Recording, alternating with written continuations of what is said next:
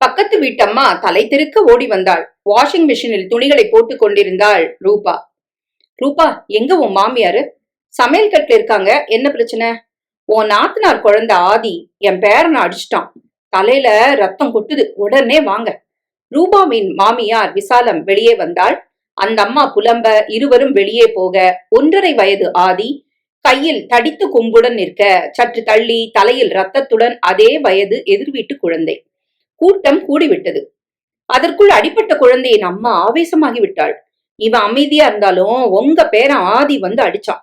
நான் தடுத்து பார்த்தேன். அப்படியே இப்ப அசந்த நேரத்துல அடிச்சிட்டான். அந்த குழந்தைக்கு சமீபத்தில் தான் குலதெய்வம் கோயிலுக்கு போய் மொட்டை போட்டு வந்திருந்தார்கள். ஆதி கம்பால் அவனது மொட்டை தலையில் அடிக்க நெற்றியின் மேல் பகுதியில் பட்டு ரத்தம். குடும்பமே குமுறிவிட்டது. அந்த குழந்தை அழுதாலும் விளையாட்டை நிறுத்தவில்லை. சாரிம்மா, இவனும் சின்ன குழந்தை, தெரியாம அடிச்சிருப்பான். இது என்னங்க பேச்சு? அடிபட்ட எங்க குழந்தைக்கு தானே கஷ்டம். அதுக்குத்தான் நான் மன்னிப்பு கேக்குறேன். கேட்டுட்டா பட்ட காயம் இல்லைன்னு ஆயிடுமா? இவனுக்கும் 1.5 வயசு தானே ஆச்சு. விளைவுகள் தெரியற வயசு இல்லையே. அது எங்களுக்கு தெரியாதா? நீங்க ஜாக்கிரதையா வளர்க்கணும். கையில கம்ப எடுத்தா பறிக்கணும். முரட்டு குழந்தைய வெளியில விடக்கூடாது. முரட்டு குழந்தைலாம் இல்லைங்க, விவரம் புரியல. புரியாம செஞ்சா நீங்க கூடவே இருந்து பாக்கணும். அம்மா விடு, நம்ம பிள்ளைக்கு நேரம் சரியில்லை. இனி வெளியில விடாத. உள்ளார அடக்க நம்மளால முடியாது. குழந்தைய டாக்டர்கிட்ட கூட்டிட்டு போலாம்.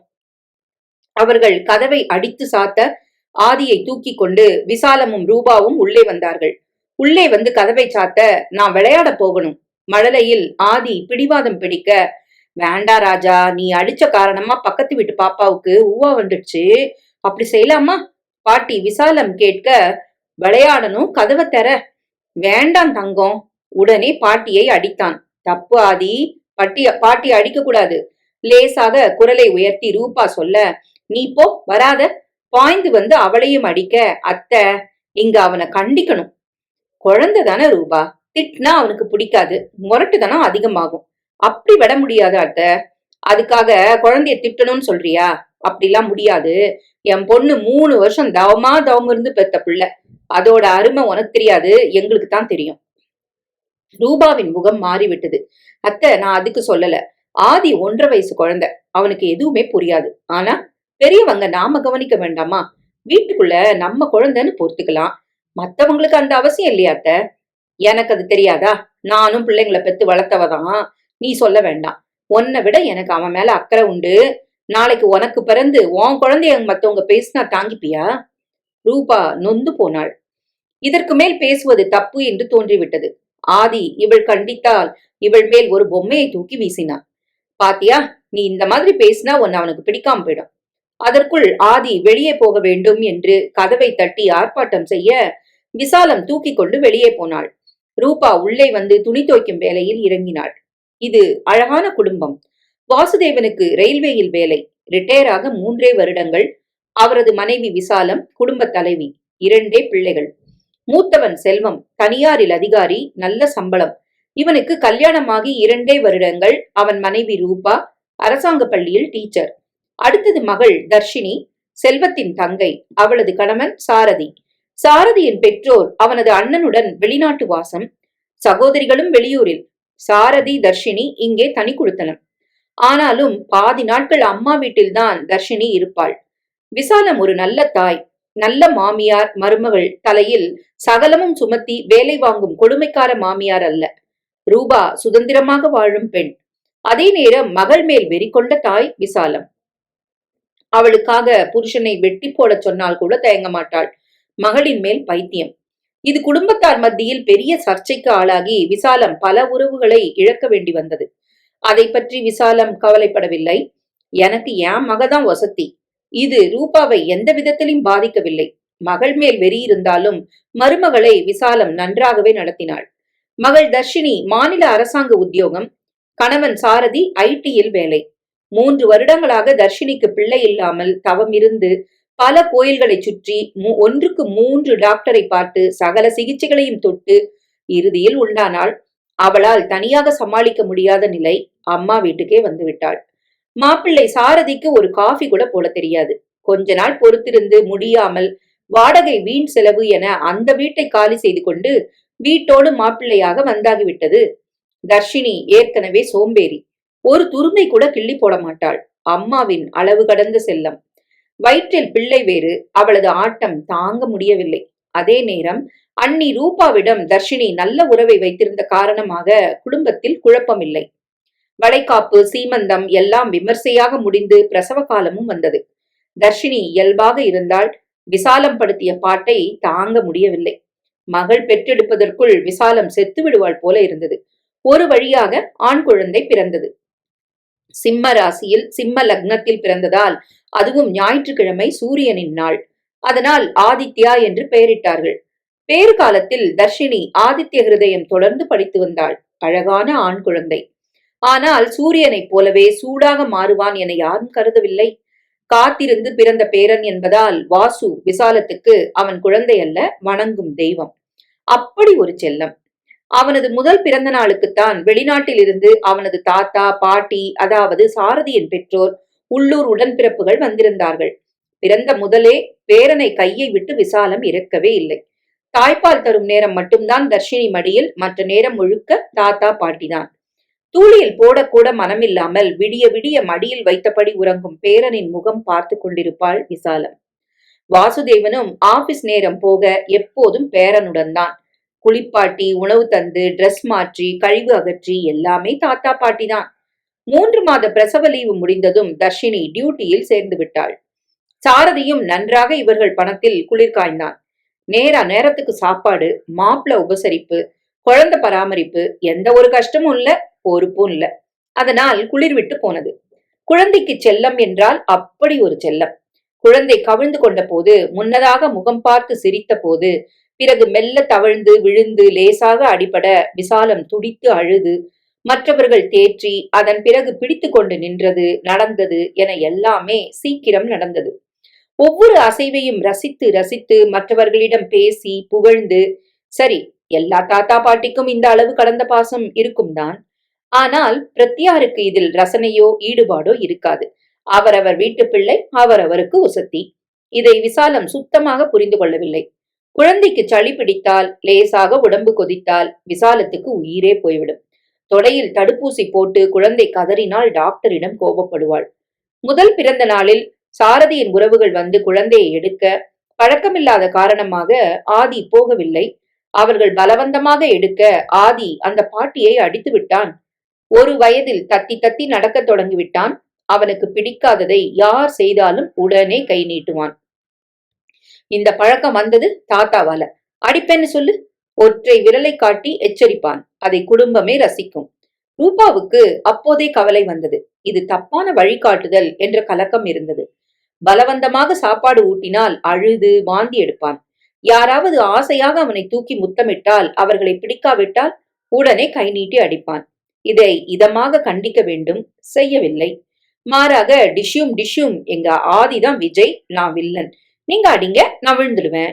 உடனே அடிப்பான். தாத்தா விழுவார். மாமாவாடி, அடுத்தது விசாலத்தை அடிப்பான். இவர்கள் விழ குடும்பமே சிரித்து குதூகலிக்கும். போதாக்குறைக்கு டிவியில் எந்த நேரமும் ஆக்ஷன் படங்கள், வயலன்ஸ், வன்முறை என ஓடும். செய்தியில் ஒரு சுயவரம், போலீஸ் தலை தெரிந்தாலே கைதட்டி சிரிப்பான். இவனும் உடனே வீட்டில் யார் கிடைத்தார்களோ அவர்களிடம் சண்டை. முதல் பிறந்த நாளுக்கு வந்த தாத்தா, பாட்டி, அத்தைகள் அத்தனை பேருக்கும் அடி. சாரதி, குழந்தை எல்லாரையும் அடிக்கிறான், கண்டிச்சு வளர்க்கணும்.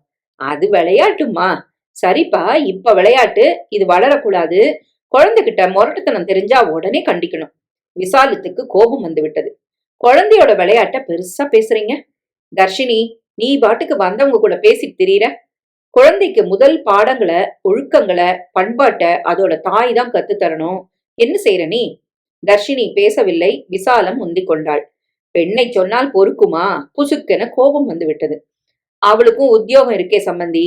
வேலையை விட்டுட்டு வீட்டுல இருக்க மாப்பிள்ள சம்மதிச்சா அவ வேலையை விட தயாரு. பணமும் வேண்டி இருக்குதே. நீங்க ஏன் கோவப்படுறீங்க? வேலைக்கு போய்கிட்டே வீட்டுல நல்லபடியா பிள்ளைங்களை வளர்க்குற பெண்கள் இல்லையா? 1 வயசு பிள்ளைய எங்க விட முடியும்? நீங்க வெளிநாட்டுல உட்கார்ந்தபடி பேசுவீங்க. இங்க அவ படுற கஷ்டம் எங்களுக்கு தானே தெரியும்.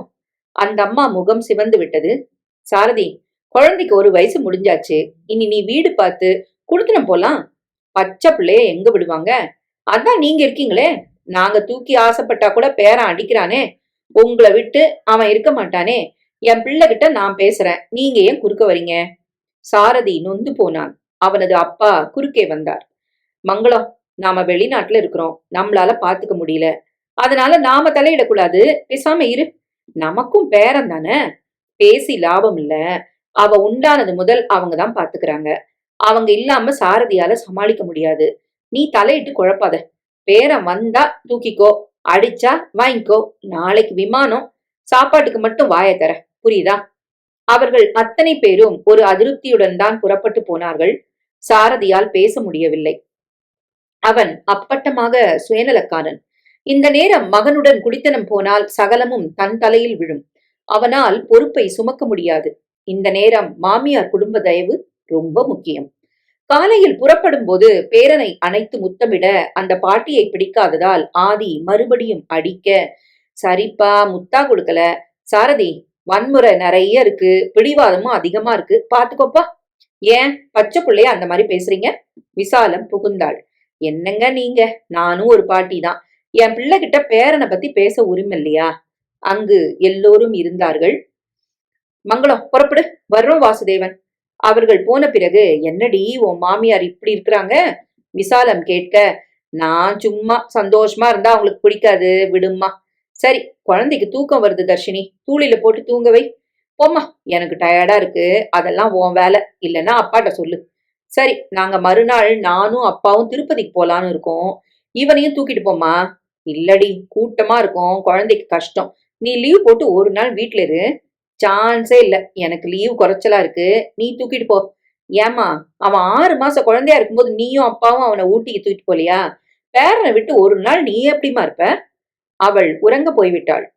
அன்று இரவு 10 மணிக்கு ரூபா படுக்க வந்தாள். கொஞ்சம் பேசணும் செல்வம். சொல்லு. தயவு செஞ்சு கோவப்படாதீங்க.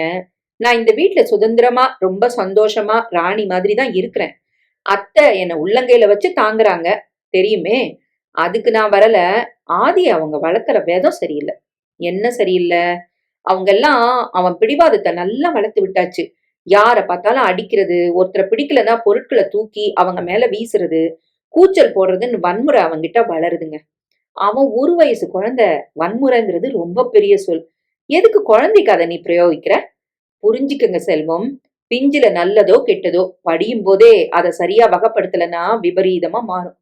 ரூபா, நீ பேசுறது எனக்கே ஓவரா இருக்கு. இல்ல செல்வம், சாரதி அண்ணன் வீட்டு மனுஷங்க ரொம்ப புண்பட்டு போறாங்க. குழந்தை அவங்க கிட்ட போகலன்னா என்ன செய்ய முடியும்? நான் அதை தப்புன்னு சொல்லல. அவங்கள இவன் அடிக்கும் போது நாம குழந்தைய இதமா கண்டிக்கணும் செல்வம். எதுக்கு ரூபா குழந்தையோட செயலை ஏன் சீரியஸா எடுத்துக்கணும்? நிச்சயமா எடுத்துக்கணும் செல்வம், இல்லைன்னா தப்பாயிடும். தர்ஷினி அவனுக்கு தாய். ஆபீஸ் முடிஞ்சு வந்தா அவ எல்லா பொறுப்பையும் எடுத்துக்கணும். எல்லாத்தையும் பெரியவங்க தலையில கட்டுறா. சாரதி அண்ணனுக்கு ஒரு அப்பாங்கிற பொறுப்பே இல்ல. உனக்கு என்ன போச்சு? ஆதிய நீயா வளர்க்குற? எங்க அம்மா அப்பா தானே பாடுபடுறாங்க. என்ன செல்வம் இப்படி பிரிச்சு பிரிச்சு பேசுறீங்க? பின்ன வந்த முதலே பாக்குறேன், மாறி மாறி அப்பா அம்மா தங்கச்சின்னு குறை சொல்லிக்கிட்டே இருக்கிற. ஆதி 1 வயசு குழந்தை, அவன் மேல இந்த அளவுக்கு குற்றம் காண வேண்டிய அவசியம் என்ன? நான் சொல்றத புரிஞ்சுக்கங்க. தப்புகளை முளையிலேயே கிள்ளணும் செல்வம். விவரம் தெரியும் போதே கண்டிக்கணும். 1 வயசு குழந்தைய அடிக்கணும்னு சொல்றியா? அப்படி செஞ்சாதான் வீம்பு அதிகமாகி வன்முறை தலையெடுக்கும். அப்படி சொல்ல நானும் இதயம் இல்லாதவ இல்ல செல்வம். நானும் ஒரு பொண்ணுதான், அடிக்க சொல்லல, கண்டிக்க சொல்றேன். இதமா எடுத்து சொல்லணும். அவனுக்கு அத்தை மாமா மேல பாசம் அதிகம். அவங்க லேசா கண்டிச்சா சரி பண்ண முடியும். அவங்களுக்கு மனசு வராது. அவளும் சாரதி அண்ணனும் தலையிடணும். என்னதான் பெரியவங்க வளர்த்தாலும் குழந்தைங்களோட அப்பா அம்மா தான் பொறுப்பை ஏத்துக்கணும். குழந்தைய கண்காணிக்கணும். 2 பேரும் வேலைக்கு போறாங்க. பகல்ல உட்காந்து கண்காணிக்க முடியுமா ரூபா? வீட்டுக்கு சாயங்காலம் வராங்கல்ல, அதுக்கு அப்ப கூட அவ பராமரிக்கல. அத்தை கிட்ட விட்டுட்டு அவ வேலைய பாக்குறா. பாக்கட்டும். அம்மா அதுக்காக உன்கிட்ட வந்து புலம்புனாங்களா? அப்பா அம்மா அவனை சந்தோஷமா பாத்துக்கிறாங்க, விட. நமக்கு பிறந்தா அதையும் தலையில தூக்கி வச்சுப்பாங்க, பாக்கத்தானே போற. நீங்களும் ஆதிக்கு மாமா தானே? ஆமா. அவனுக்கு டிவி போட்டு வயலன்ஸ போதிச்சதே நீங்க தான்.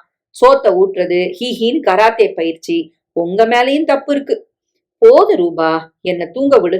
இத பத்தி இனி பேச வேண்டாம்னு நினைக்கிறேன். செல்வம் திரும்பி படுத்தான். ரூபா கடுப்பாகி விட்டாள். அவளுக்கு இதில் எந்த பிரச்சனையும் இல்லை. அவள் ஆதியை வளர்க்கவும் இல்லை. ஆனால் நலனில் அக்கறை கொண்ட ஒருத்தியாக அந்த குழந்தையை ஊரார் பேசக்கூடாதே என்ற கவலையில் எடுத்துச் சொன்னாள். பெரியவர்களிடம் பேச முடியாது, பேரன் மேல வெறி, பெற்றவர்களிடம் சொன்னால் பிடிக்காது. புருஷன் குழந்தையின் தாய் மாமனிடம் புரிய வைக்க முயன்றால் அவனும் கேட்கும் நிலையில் இல்லை. இனி இது தொடர்பாக இவரிடம் பேசக்கூடாது, நான் அடங்க வேண்டும். என் குடும்பத்து குழந்தை நன்றாக வளர வேண்டும் என்ற ஆதங்கத்தை அடிமனதில் புதைத்து விட வேண்டும். தொடர்ந்து அவனது பிடிவாதமும் கோபமும் பார்த்த அத்தனை பேரையும் அடிப்பதும் நாளுக்கு நாள் வளர்ந்தது. செல்வம் உட்பட யாருமே அதை கண்டுகொள்ளவில்லை. வீட்டில் உள்ளவர்கள் தலைமுடியை பிடித்து இழுப்பது, கிள்ளுவது, அடிப்பது தொடர்ந்தது. கண்டிக்காததன் காரணமாக ஒரு மாதிரி குஷி பிறந்து அந்த செயல்கள் வளரத் தொடங்கின.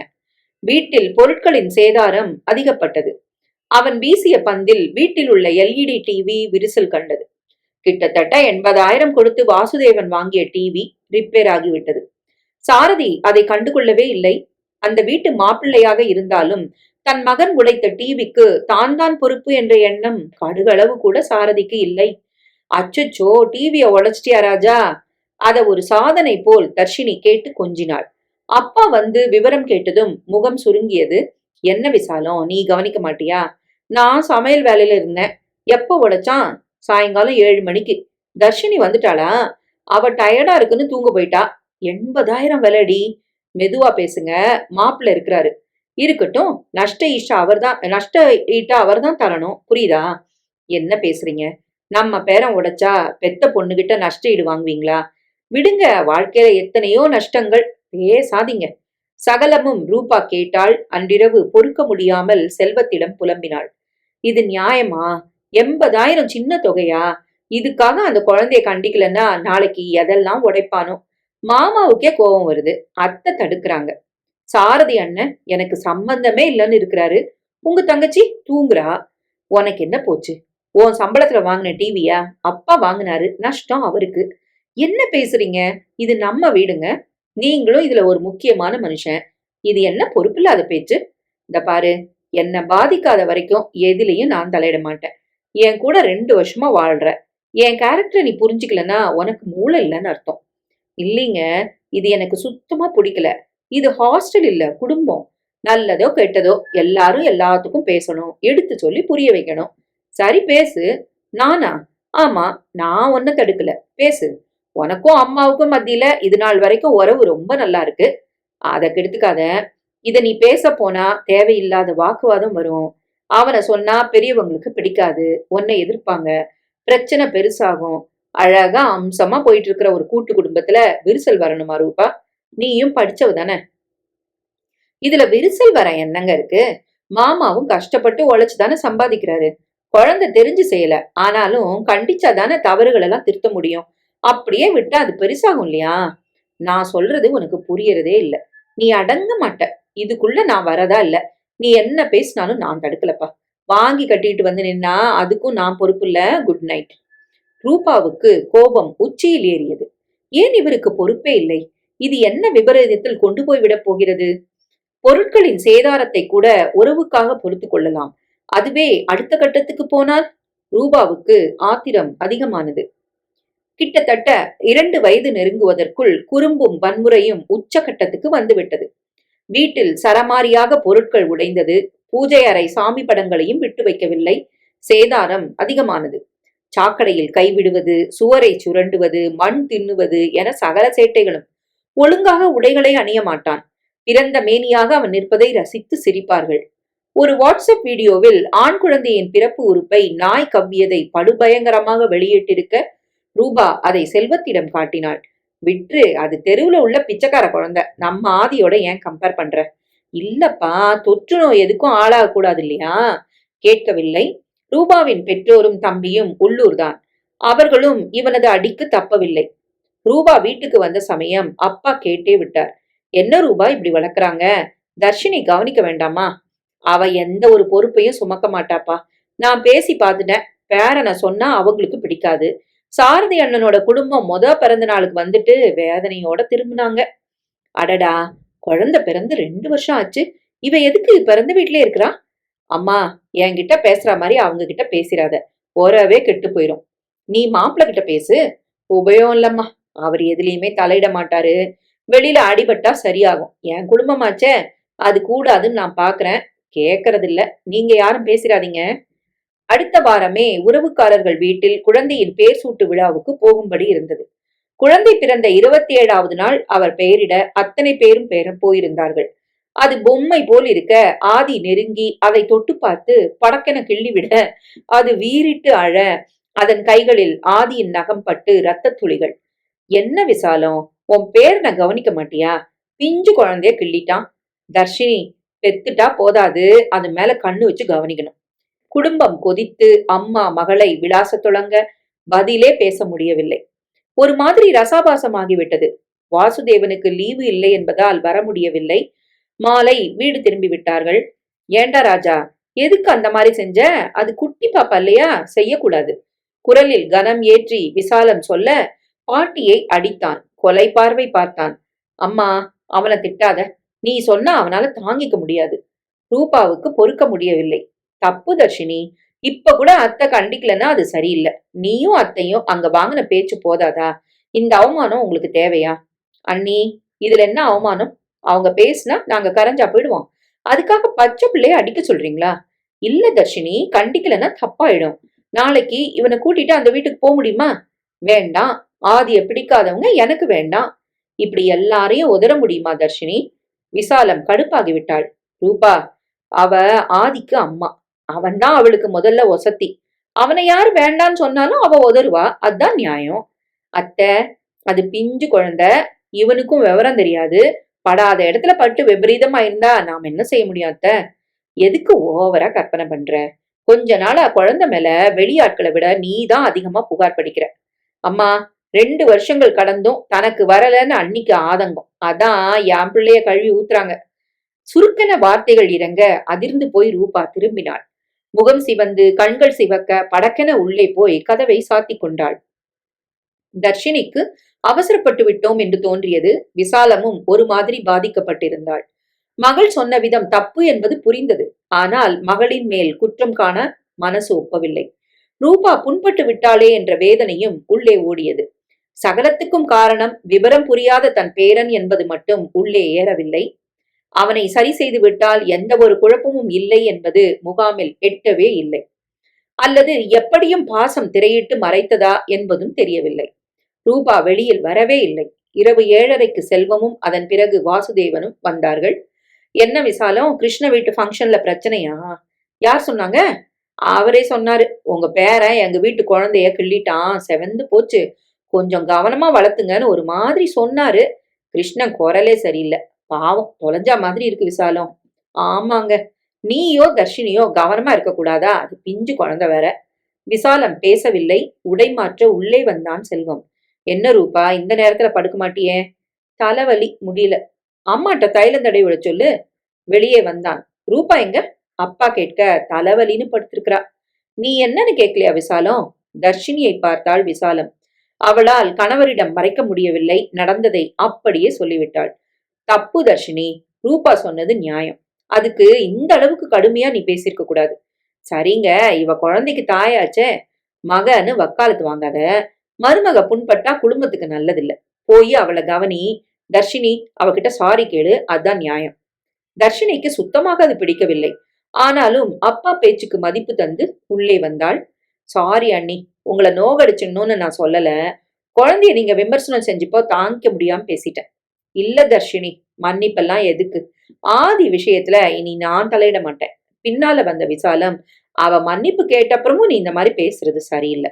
இல்ல அத்த, நியாயங்களை பேசினா தப்பாகுது, விரிசல் வருது.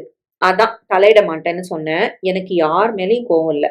சரி விடுமா, முகத்தை கழுவிட்டு சாப்பிடவா. ரூபா எழுந்து வந்தாள். அத்தையுடன் சமையல் கட்டில் வேலைகளை செய்தாள். இரவு உணவு ஆனது. அனைவரும் படுக்க வர செல்வம் மெல்ல அவள் மேல் கைகளை படரவிட விலக்கி திரும்பி படுத்தாள். ஏய், இன்னும் கோவம் போலியா? அவள் பேசவில்லை. நியாயம் உன் பக்கம் இருக்குன்னு அப்பா அவளை மன்னிப்பு கேட்க சொன்னாரு. அவளும் கேட்டுட்டா, முடிஞ்சு போச்சு. அப்புறமும் என்ன கோவம் ரூபா? இல்லைங்க, பொம்பளைக்கு தான் தெரியும் அந்த வலி. அவ தாய் ஆகிட்ட காரணமா பாசம் நிறைய இருக்கு. மத்தவங்களுக்கு தாய்மை புரியலன்னு சொல்றா. சரி, அதுக்குத்தான் வருத்தம் தெரிவிச்சிட்டாலே. விடுங்க, உங்க யாருக்கும் பிரச்சனை புரியல, விட்டுருங்க. நான் பேசல. Good night. திரும்பி படுத்து விட்டாள். செல்வம் முழுக்க மூடில் இருந்தான். எதுவும் நிறைவேறாமல் போக அவனுக்கு மனசு கொதித்து விட்டது. கண்களை மூடியும் உறக்கம் வரவில்லை. இந்த மன்னிப்பும் விரிசலும் குடும்பத்தில் லேசான ஒரு பிளவை உண்டாக்கி விடுமா? நான் பேசலாமா? பேசினால் மனைவி பக்கம் சாய்ந்து தங்கை மகனை பேசுவதாக சங்கடம் உருவாகும். பெற்றவர்களிடம் வீண் மனஸ்தாபம் உண்டாகும். இவர்கள் அவமானப்பட்டால் ரூபாவுக்கு என்ன வந்தது? இது ஏன் பிரச்சனை இல்ல என்று பேசாமல் இருந்து விட்டால் விவகாரமே இல்லை. மற்றவர் பிரச்சனைகளில் தலையிட்டு கருத்து சொல்வதுதான் பல பிரச்சனைகளுக்கு இங்கே காரணம். அதை யாரும் புரிந்து கொள்வதில்லை. குடும்பமோ அரசியலோ பொது வாழ்க்கையோ அத்துமீறி தலையிடுவதுதான் பிரச்சனை. நான் ஒருத்தன் தலையிட்டு யாரும் தன்னை மாத்திக்க போறதில்ல என உணர்ந்து அடங்கி போனால் சச்சரவே இல்லை. தனி ஒரு மனிதனால் குடும்பத்தையோ சமூகத்தையோ திருத்திவிட முடியாது. இங்கு அவரவருக்கு ஒரு சொந்த கருத்து உண்டு. நியாயங்கள் எடுபடாது. ஒதுங்கி போக பழக வேண்டும். ஓவர் அக்கறை எடுத்து உள்ளே நுழைவதால் வரும் விவகாரம் தான் அத்தனையும். ரூபாவுக்கு இதை எப்படி புரிய வைப்பது? செல்வத்துக்கு டென்ஷன் ஆகிவிட்டது. அதே நேரம் தனி அறையில் வாசுதேவனும் விசாலமும். விசாலம், கிருஷ்ண 30 வருஷ உறவு, ஒரு குடும்பம் மாதிரி இருந்திருக்கிறோம். இன்னைக்கு குரலே சரியில்லை. அது பிஞ்சு குழந்தை, நீ கவனமா இருந்திருக்கணும். சரிங்க, தப்பு நடந்து போச்சு. அதுக்காக நம்ம குழந்தைய கொல்லவா முடியும்? அக்கம் பக்கம் சம்மந்தி உறவுன்னு குழந்தையால புகார்கள் அதிகமாகுது விசாலம். நாம எதையுமே பொருட்படுத்தாம இருக்கிறது அவ்வளவு சரின்னு படல. சரி, இனிமே நான் வெளியே போகல. அதுவும் முடியாது. நீ புரிய வைக்கணும். இன்னும் 1 வருஷத்துல ஸ்கூல்ல சேர்க்கணும். இந்த முரட்டுத்தனம் தொடர்ந்தா அங்க பிரச்சனை பெருசாகும் விசாலம். சரிங்க, கோவப்பட்டா முரட்டுத்தனம் அதிகமாகுது. அதுக்காக அவனோட எல்லா செயலையும் பாராட்ட முடியுமா விசாலம்? எனக்கும் என்ன செய்யறதுன்னு புரியலீங்க. மெதுவா கண்டிக்க பாரு. குழந்தை கோவப்பட்டாலும் தப்பு இல்ல.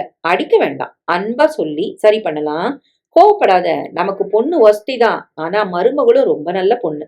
இப்ப வரைக்கும் அவளால பிரச்சனை இல்ல. நானும் அம்மா மாதிரி தானே இருக்கிறேன். அம்மா மாதிரி இல்ல, அம்மா தான். அதுல அவளுக்கும் சந்தேகம் இல்ல. அவளும் நீங்க 2 பேரும் அவமானப்பட்ட காரணமா குழந்தைய கண்டிக்கணும்னு சொல்றா. அதை சரியான நோக்குல நாமும் பார்க்கணும் விசாலம். சரிங்க. தர்ஷினியும் கொஞ்சம் பொறுப்படுத்துக்கணும். அவ வெளியில 8 மணி நேரம் வேலை, போக்குவரத்து 1.5 மணி நேரம். இது சாக்கு விசாலம். பெண்கள் எல்லாருமே உத்தியோகம் குடும்பம் குழந்தைன்னு சளைக்காம வேலை செய்யறாங்க. நாம தப்பு பண்றோம். நீ சரியா இருக்கிற. ஆனா தர்ஷினி விஷயத்துல நீ சரியா இல்ல. பொசசிவ் அம்மாவா இருக்க. நீங்க மட்டும் என்ன? சரி, நாம அதை மாத்திக்கணும். மாப்பிள்ளை எந்த பொறுப்பையும் ஏத்துக்கிறது இல்ல. வீட்டுல இருக்கிற நேரம் கூட அந்த குழந்தைக்காக தான் நேரத்தை செலவிடல. இந்த வயசுல கூட நீங்க என்ன தாங்குறீங்க? செல்வம் ரூபாவை தோல்ல சுமக்காத குறைதான். தர்ஷினிக்கு அந்த கொழுப்புன்னு இல்ல. அவ பேசணும் மாப்பிள்ள கிட்ட. நாம பேசினா தப்பாயிடும். புருஷன்கிட்ட அவ பேசலாம் இல்லையா? அவர் காதுல ஏறினா தானே, ஏறித்தானே ஆகணும். இது அவர் குழந்தை, அவரோட இனிஷியல் தான். எல்லா பொறுப்பும் அவருக்கு தான். விசாலம் பேசவில்லை. முழுக்க அவரோட கவனிப்போம் கண்டிப்போம். அப்பா கோவப்படுவாருங்கிற பயமும் இருந்தா குழந்தையோட முரட்டுத்தனம் விலகும். நாம செல்லம் மட்டும்தான் கொடுக்கலாம். அடிக்கவோ திட்டவோ நமக்கு உரிமை இல்ல. புரியுதா? சரி, என்ன செய்யணும் இப்போ? நீயும் நானும் தர்ஷினி கிட்ட பேசணும். பிரச்சனைகள் தீவிரப்படுறதுக்கு முன்னால இதை சரி செய்யணும். எனக்கு சங்கடமா இருக்கு. எதுக்கு? அவளுக்கு புகுந்த வீட்டு சப்போர்ட் இல்ல. புருஷனும் தாங்கி பிடிக்கல. இப்ப குழந்தைய காரணமா வச்சு நாம பேசினா அவ உடைஞ்சு போயிடுவா. இதுல உடைஞ்சு போக என்ன இருக்கு விசாலம்? நம்ம மகளை பத்தி உங்களுக்கு தெரியாதா? அவ ரொம்ப சென்சிட்டிவ். நான் அவளை புண்படுத்த சொல்லல. நடப்பு என்னன்னு அவ புரிஞ்சுக்கணும் இல்லையா? பேசித்தான் ஆகணும். செல்வமும் நம்ம பிள்ளை, அவனும் பேசட்டும். மாட்டான். அவன் எதுலயும் தலையிட மாட்டான். ஒரே வீட்டுல இருந்துகிட்டு அப்படி இருக்க கூடாது இல்லையா விசாலம்? அவளுக்கு அண்ணன், அவனும் தலையிடணும். ரூபாவும் இருக்கட்டுமே. வேண்டாங்க. தர்ஷினி பத்தி மாப்பிள்ள பத்தி விமர்சிக்கும் போது ரூபா வேண்டாம். நீ ஒரு அம்மான்னு சொன்னதை வாபஸ் வாங்கட்டுமா? என்ன பேசுறீங்க? மருமகளை பிரிச்சு பாக்குற? இல்லீங்க, புருஷனை சொன்னா பெத்தவங்க சொன்னாலே தர்ஷினிக்கு பிடிக்காது. அதிலும் ரூபா வச்சுக்கிட்டு பேசினா தாங்குவாடா? மருமகளை வச்சுக்கிட்டு மாப்பிள்ளைய விமர்சிக்கிறதும் சரியும் இல்ல. சரி விடு, நீயும் சராசரிதான். இல்லீங்க, செல்வம் இருக்கலாமா? எனக்கு தடை இல்ல. சரி, தூக்கம் வருது. மறுநாள் காலை மாப்பிள்ளை உட்பட 5 பேரும் பரபரப்பாக காலையில் வேலைக்கு புறப்படும் மும்முரம். விசாலம் சமையல் கட்டில். ஆதியை யாரும் கவனிக்கவில்லை. மெல்ல எழுந்து வெளியே வந்து விட்டான். பக்கத்து வீட்டு கதவு திறந்திருந்தது. அவர்களும் பரபரப்பாக இருக்க ஓடி போய் டீப்பாய் மேலிருந்த செல்போனை எடுத்து விட்டான். வாஷிங் மிஷின் ஓடிக்கொண்டிருந்தது. அதற்குள் அந்த செல்போனை இவன் போடும் நேரம் நேற்று அடிபட்ட மொட்டை தலை குழந்தை பார்த்து விட்டது. அது திக்கி திக்கி பேச தொடங்கிவிட்டது. அது ஓடி போய் அரைகுறையாக விவரம் சொல்ல இப்போதும் புரியவில்லை. ஆதியை வாஷிங் மிஷினை காட்டி குழந்தை சொல்ல இப்போதும் புரியவில்லை. ஆதி வெளியேறிவிட்டான். அந்த வீட்டு தலைவர் கதிர் தயாராகிவிட்டார். ராணி, எங்கயா மொபைல்? டீப்பாயில இருந்ததே பாருங்க. குழந்தை ஓடி வந்து, அப்பா, ஆதி, போன், மெஷின். இவன் என்னடி சொல்றான் புரியல. ஏதோ ஆதிங்கிறான். ஆமா, அது இப்ப உள்ள வந்து நின்னுட்டு ஓடி போயிடுச்சு. உங்க போனை தூக்கிட்டு போயிடுச்சோ? அதற்குள் வாஷிங் மிஷின் கரடுமுரடான ஒரு ஓசையை எழுப்பி நின்றது. வாங்கி 15 நாள் கூட ஆகல, அதுக்குள்ள சிக்கல். அப்பா, ஆதி, செல்லு. சரிடா, நான் கேட்டு வாங்கிக்கிறேன். இந்த வீட்டு கதவை கதிர் தட்ட செல்வம் திறக்க, குழந்தை என் ஐபோனை தூக்கிட்டு வந்தானா? இல்லையே, பாக்குறேன். தர்ஷினி வந்து கேட்க ஆதி அவனை அடித்தது. எடுத்துட்டு வந்தா சொல்லுவான். விசாலம் சொல்ல, என்னங்க? ராணி ஓடி வந்தாள். என்ன ராணி? இந்த பாருங்க, உங்க ஐபோன் வாஷிங் மிஷின்ல மாட்டி இருக்கு. அதான் ஓடல, சுக்கல் சுக்கலா ஆயிடுச்சு. ஆதி வந்து இதை மிஷின்ல போட்டான், அதைத்தான் நம்ம புஜ்ஜி சொல்லி இருக்குது. விசாலம் கடுப்பாகி விட்டாள். என்னம்மா என் பேரன் மேல பழிய தூக்கி போடுறீங்க? பழி இல்லம்மா, குழந்தை அங்க வந்து நின்னான். நாங்க புறப்படுற அவசரத்துல கண்டுக்கல. டீப்பாயில இருந்த ஐபோனை எடுத்து வாஷிங் மிஷின்ல போட்டான். அத புஜ்ஜி மழலையில சொன்னப்போ எங்களுக்கு புரியல. பேச தெரியாத உங்க புஜ்ஜி சொல்றத வச்சு ஆதி மேல பழி போட்டது நியாயம் இல்ல. தர்ஷினி சொல்ல கதிருக்கு கோபம் வந்து விட்டது. குழந்தை பொய் சொல்லாதுங்க.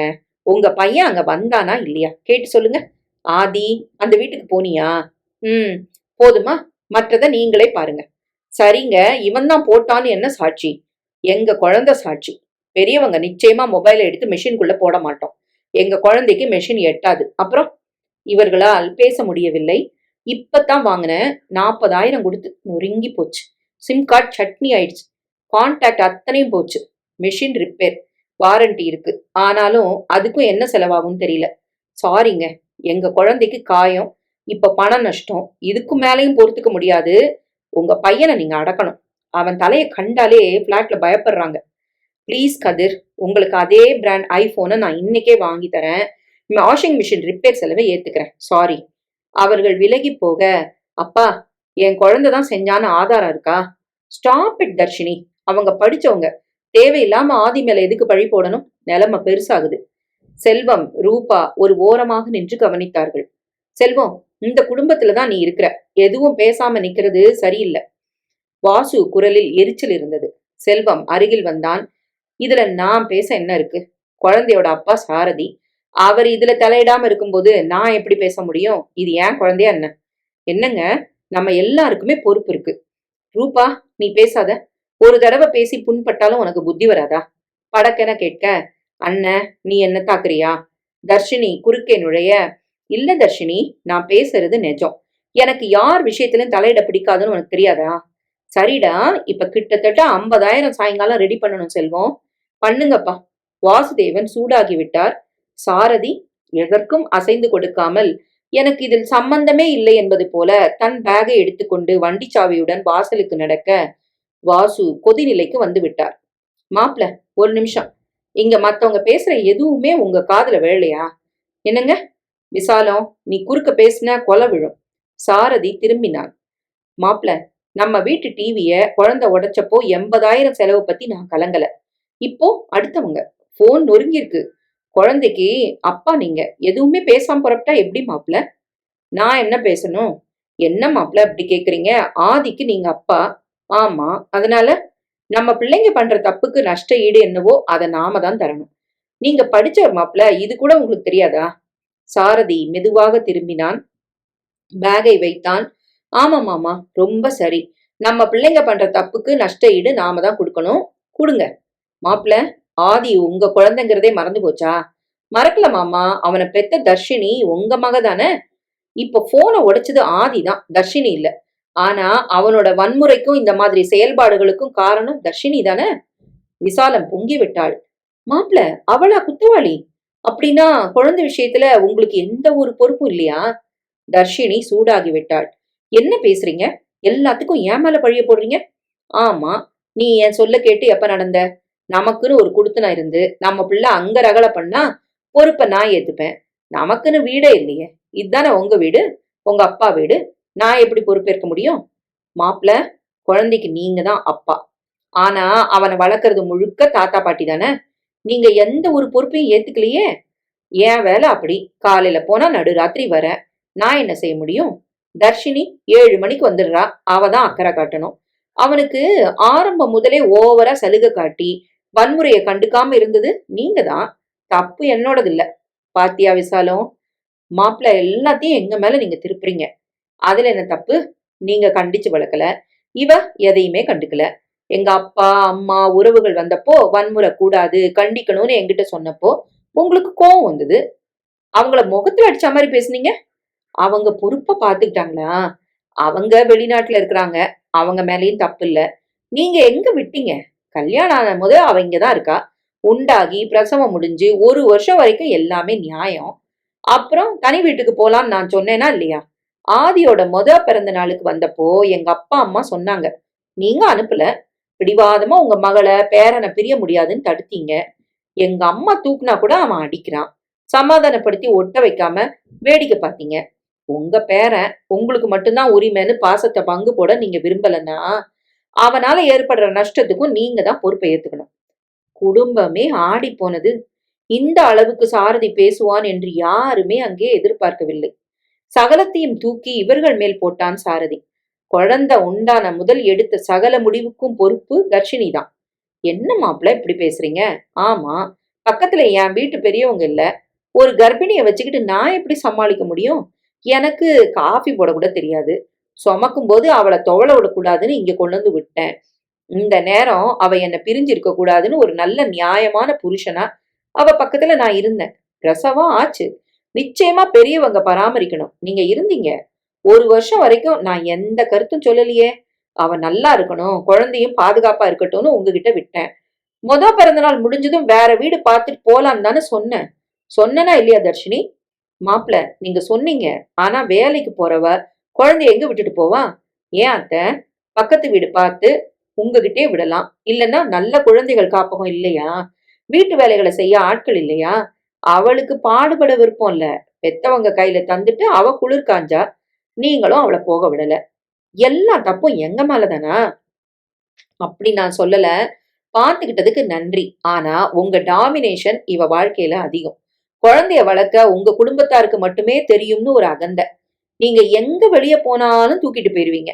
லீவு நாள்ல கூட எங்க கிட்ட விட்டுட்டு போக மாட்டீங்க.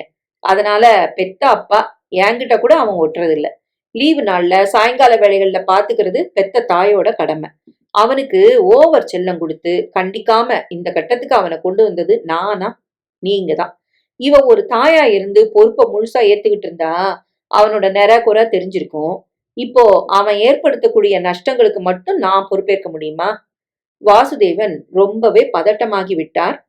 அப்ப குழந்தைக்கு அப்பாங்கிற முறையில நீங்க எந்த ஒரு பொறுப்பையும் ஏற்க முடியாது. அப்படி சொல்லல. அவனோட அம்மா கண்டிக்கல. அதனாலதான் இந்த மூர்க்கம். விளைவுகள் தப்பா இருக்கு. அவகிட்ட கேளுங்க மாமா. உங்க பொண்ண ஒரு கேள்வி கூட கேட்காம என்ன மட்டும் நிக்க வச்சு கேள்வி கேட்டா என்ன அர்த்தம்? அவர் உடம்பு கோபத்தில் ஒரு மாதிரி நடுங்க. தர்ஷினி, ஏற்கனவே லேட்டு. சாயங்காலம் வந்து பேசிக்கலாம். நான் வரேன். அவன் போய்விட தர்ஷினி முகம் வெளிரி கிடந்தது. என்னடி தர்ஷினி, மாப்பிள்ள இப்படி பேசிட்டு போறாரு? அம்மா, எனக்கும் லீவ் இல்ல. ஈவினிங் பேசலாம். நில்லுடி. நீயும் தெரிச்சு ஓடுனா என்ன அர்த்தம்? எல்லாத்துக்கும் நாங்க தான் பொறுப்பா? அம்மா, உன்கிட்ட சண்டை போட எனக்கு நேரம் இல்ல. நான் வரேன். அவளும் புறப்பட்டு போக, ரூபா, வண்டி சாவி எடு. உன்னை டிராப் பண்ணிட்டு நான் போகணும். செல்வம் சொல்ல, நீ எதுவும் சொல்லலன்னா எப்படிடா? அம்மா, அவனை பெத்தவங்களே உன் கேள்விகளுக்கு பதில் சொல்லல. நாங்க எப்படிமா பொறுப்பாக முடியும்? செல்வம், அப்பா கோவப்படாதீங்க. அவனுக்கு வன்முறை கூடும்போது 1 வருஷம் முன்னால ரூபா எச்சரிச்சா. நான் மதிக்கல. அவ வாய அடைச்சேன். அவ பட்ட கவலை நியாயம்னு அப்ப எனக்கு புரியல. நான் வேண்டாம்னு சொல்லியும் கேட்காம ரூபா பேசி தர்ஷினி இவளையே புண்படுத்தினா. இப்ப 60,000 ரூபாய்க்கு வேட்டு வச்சுட்டான் குழந்தை. அவர் கேக்குறதுல என்ன தப்பு? 1 வயசு முடிஞ்சதும் தனியா போலான்னு அவர் கேட்டது நிஜம். இவன் முனகுனா. காரணம், குடும்பத்தை இவ நடத்தணும். இங்க துரும்ப கூட கிள்ளி போட மாட்டா. வந்ததும் தின்னுட்டு படுக்கையில சாய்வா. குழந்தைய தூளில போட மாட்டா. அவன் சிறுநீர் கழிச்சா துடைக்க மாட்டா. ஒரு தாய் அவ என்ன செஞ்சிருக்கா? நீயும் அவளை மடியில போட்டு தாளாட்டிக்கிட்டு இருக்கிற. மாப்பிள்ளதான் பேசுறாருன்னா நீயும் உன் தங்கச்சி மேல சேறு பூசுற. உண்மைதானே? நீங்க அவளை அனுப்பல. பேரன் உங்களுக்கு மட்டுமே சொந்தம்னு உங்க ஆட்டம் அளவுக்கு மீறி போச்சு. வீட்டு வேலைகள் எதையும் தர்ஷினி செஞ்சு நான் பார்த்ததில்ல. அவளோட சோம்பேறித்தனம் பையனை முரட்டுத்தனமா மாத்திருக்கு. நஷ்டம் அப்பாவுக்கு. நான் என்னமா செய்ய முடியும்? என்னடா பேசுற? உங்க அப்பா நஷ்டத்துல உனக்கு பங்கு இல்லையா? குழந்தை உண்டாக்குன சேதாரத்துக்கு அவரோட அப்பாவே பொறுப்பேற்காம உங்க பக்கம் விரல நீட்டிட்டு போறாரு. நீங்க சொல்றது தப்பு. எங்க அப்பா எதுக்கு பணம் கட்டணும்னு உன் பொண்ணு கேட்டாளா? முழு பலனையும் நம்ம கிட்ட அடைஞ்சுக்கிட்டு விசுவாசத்தை மட்டும் புருஷனுக்கு காட்டுறா. அவளை யாராவது ஒரு வார்த்தை சொன்னா உனக்கு பொத்துக்கிட்டு வருது. என்னங்க, உங்களை மாமாவோ அத்தையோ எதுவும் சொல்லல. சொல்ல முடியாது. என் மேல தப்பும் இல்ல. எங்க அம்மாவும் சராசரி தாய் குலம்தான். பொண்ணு பண்ற தப்புகளை இழுத்து மூடுற தாய் குலம். என்னடா ஒரு மாதிரி பேசுற? உண்மைய பேசுறம்மா. என் மேல கோவப்படாத. இனியும் நீயும் அப்பாவும் முழிச்சுக்கலன்னா பிரச்சனை இன்னும் தப்பான திசையில போகும். நான் குத்தி காட்டல. சரிடா, மாப்பிள்ள பேசுனது எங்களுக்கும் சுத்தமா பிடிக்கலதான். அவர் என்னைக்குமே இணக்கமா இருந்ததில்ல. தர்ஷினிக்கு வழி இல்ல. புருஷனை எதிர்த்து குழந்தையோட வாழ முடியுமா? அவ மேல எல்லாரும் கல்லு வீசினா எப்படிரா தாங்குவா? சரிம்மா, உண்மையை பேசினா உன்னால ஜீரணிக்க முடியல. நான் கிளம்புறேன். ஜிலீர் என்ற சத்தம் கேட்டது. அனைவரும் திரும்ப ஆதி வீசிய பந்தில் ஹாலின் கண்ணாடி ஜன்னல் நொறுங்கியது. பாரு, பரவாயில்ல. இது நம்ம வீடு. யாருக்கும் நஷ்ட ஈடு தர வேண்டாம். வாசுதேவன் கடுப்பாகிவிட்டார். ஏற்கனவே மாப்பிள்ளை பேசிய பேச்சு, அதில் உண்டான கோபம், செல்வம் பேசும் நியாயங்கள், தர்ஷினி பொறுப்பை ஏற்காமல் புறப்பட்டு போனது. இப்போது கண்ணாடி ஜன்னல். வேகமாக போய் குழந்தையை இழுத்தார். முதலாக காலுக்கு கீழே பட்டென அடித்தார். என்னங்க, என்னாச்சு உங்களுக்கு? ஏன் விசாலம், பச்சை குழந்தைய கை நீட்டி அடிக்கிறீங்க? நீ ஏதாவது பேசினா இந்த அடி உனக்கு விழும். நானே பல காரணங்களால குதிச்சு போயிருக்கிறேன். பேசாம இருடி. அடுத்த நொடியே வாசுதேவனின் பின்னந்தலையில் நங்கென்று ஒரு அடி விழ கண்களில் பூச்சி பறந்தது. ஆதியின் கையில் எவர் சில்வர் கரண்டி, கண்களில் கொலைவெறி.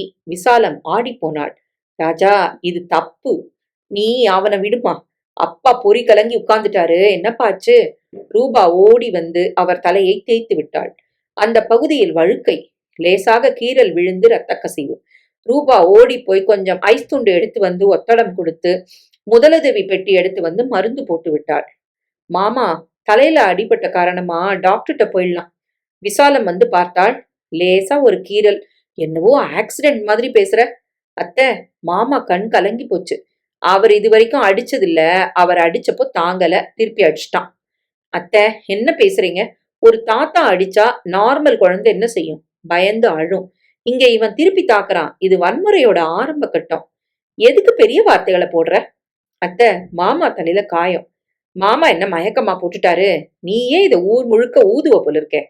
மாமாவுக்கு சின்னதா அடிபட்டா உங்களுக்கு பதட்டம் கூட இல்லையா? இப்ப கூட குழந்தைய கண்டிக்க மாட்டீங்களா? விடு ரூபா, கண்டிக்க மாட்டாங்க. என்னங்க, மாமாவை கிளினிக் கூட்டு போங்களேன். சாரி, இதுல நான் தலையிடுறதா இல்ல. நீ வரியா இல்லையா? ரூபா, நீ போமா, சாயங்காலம் பேசிக்கலாம்.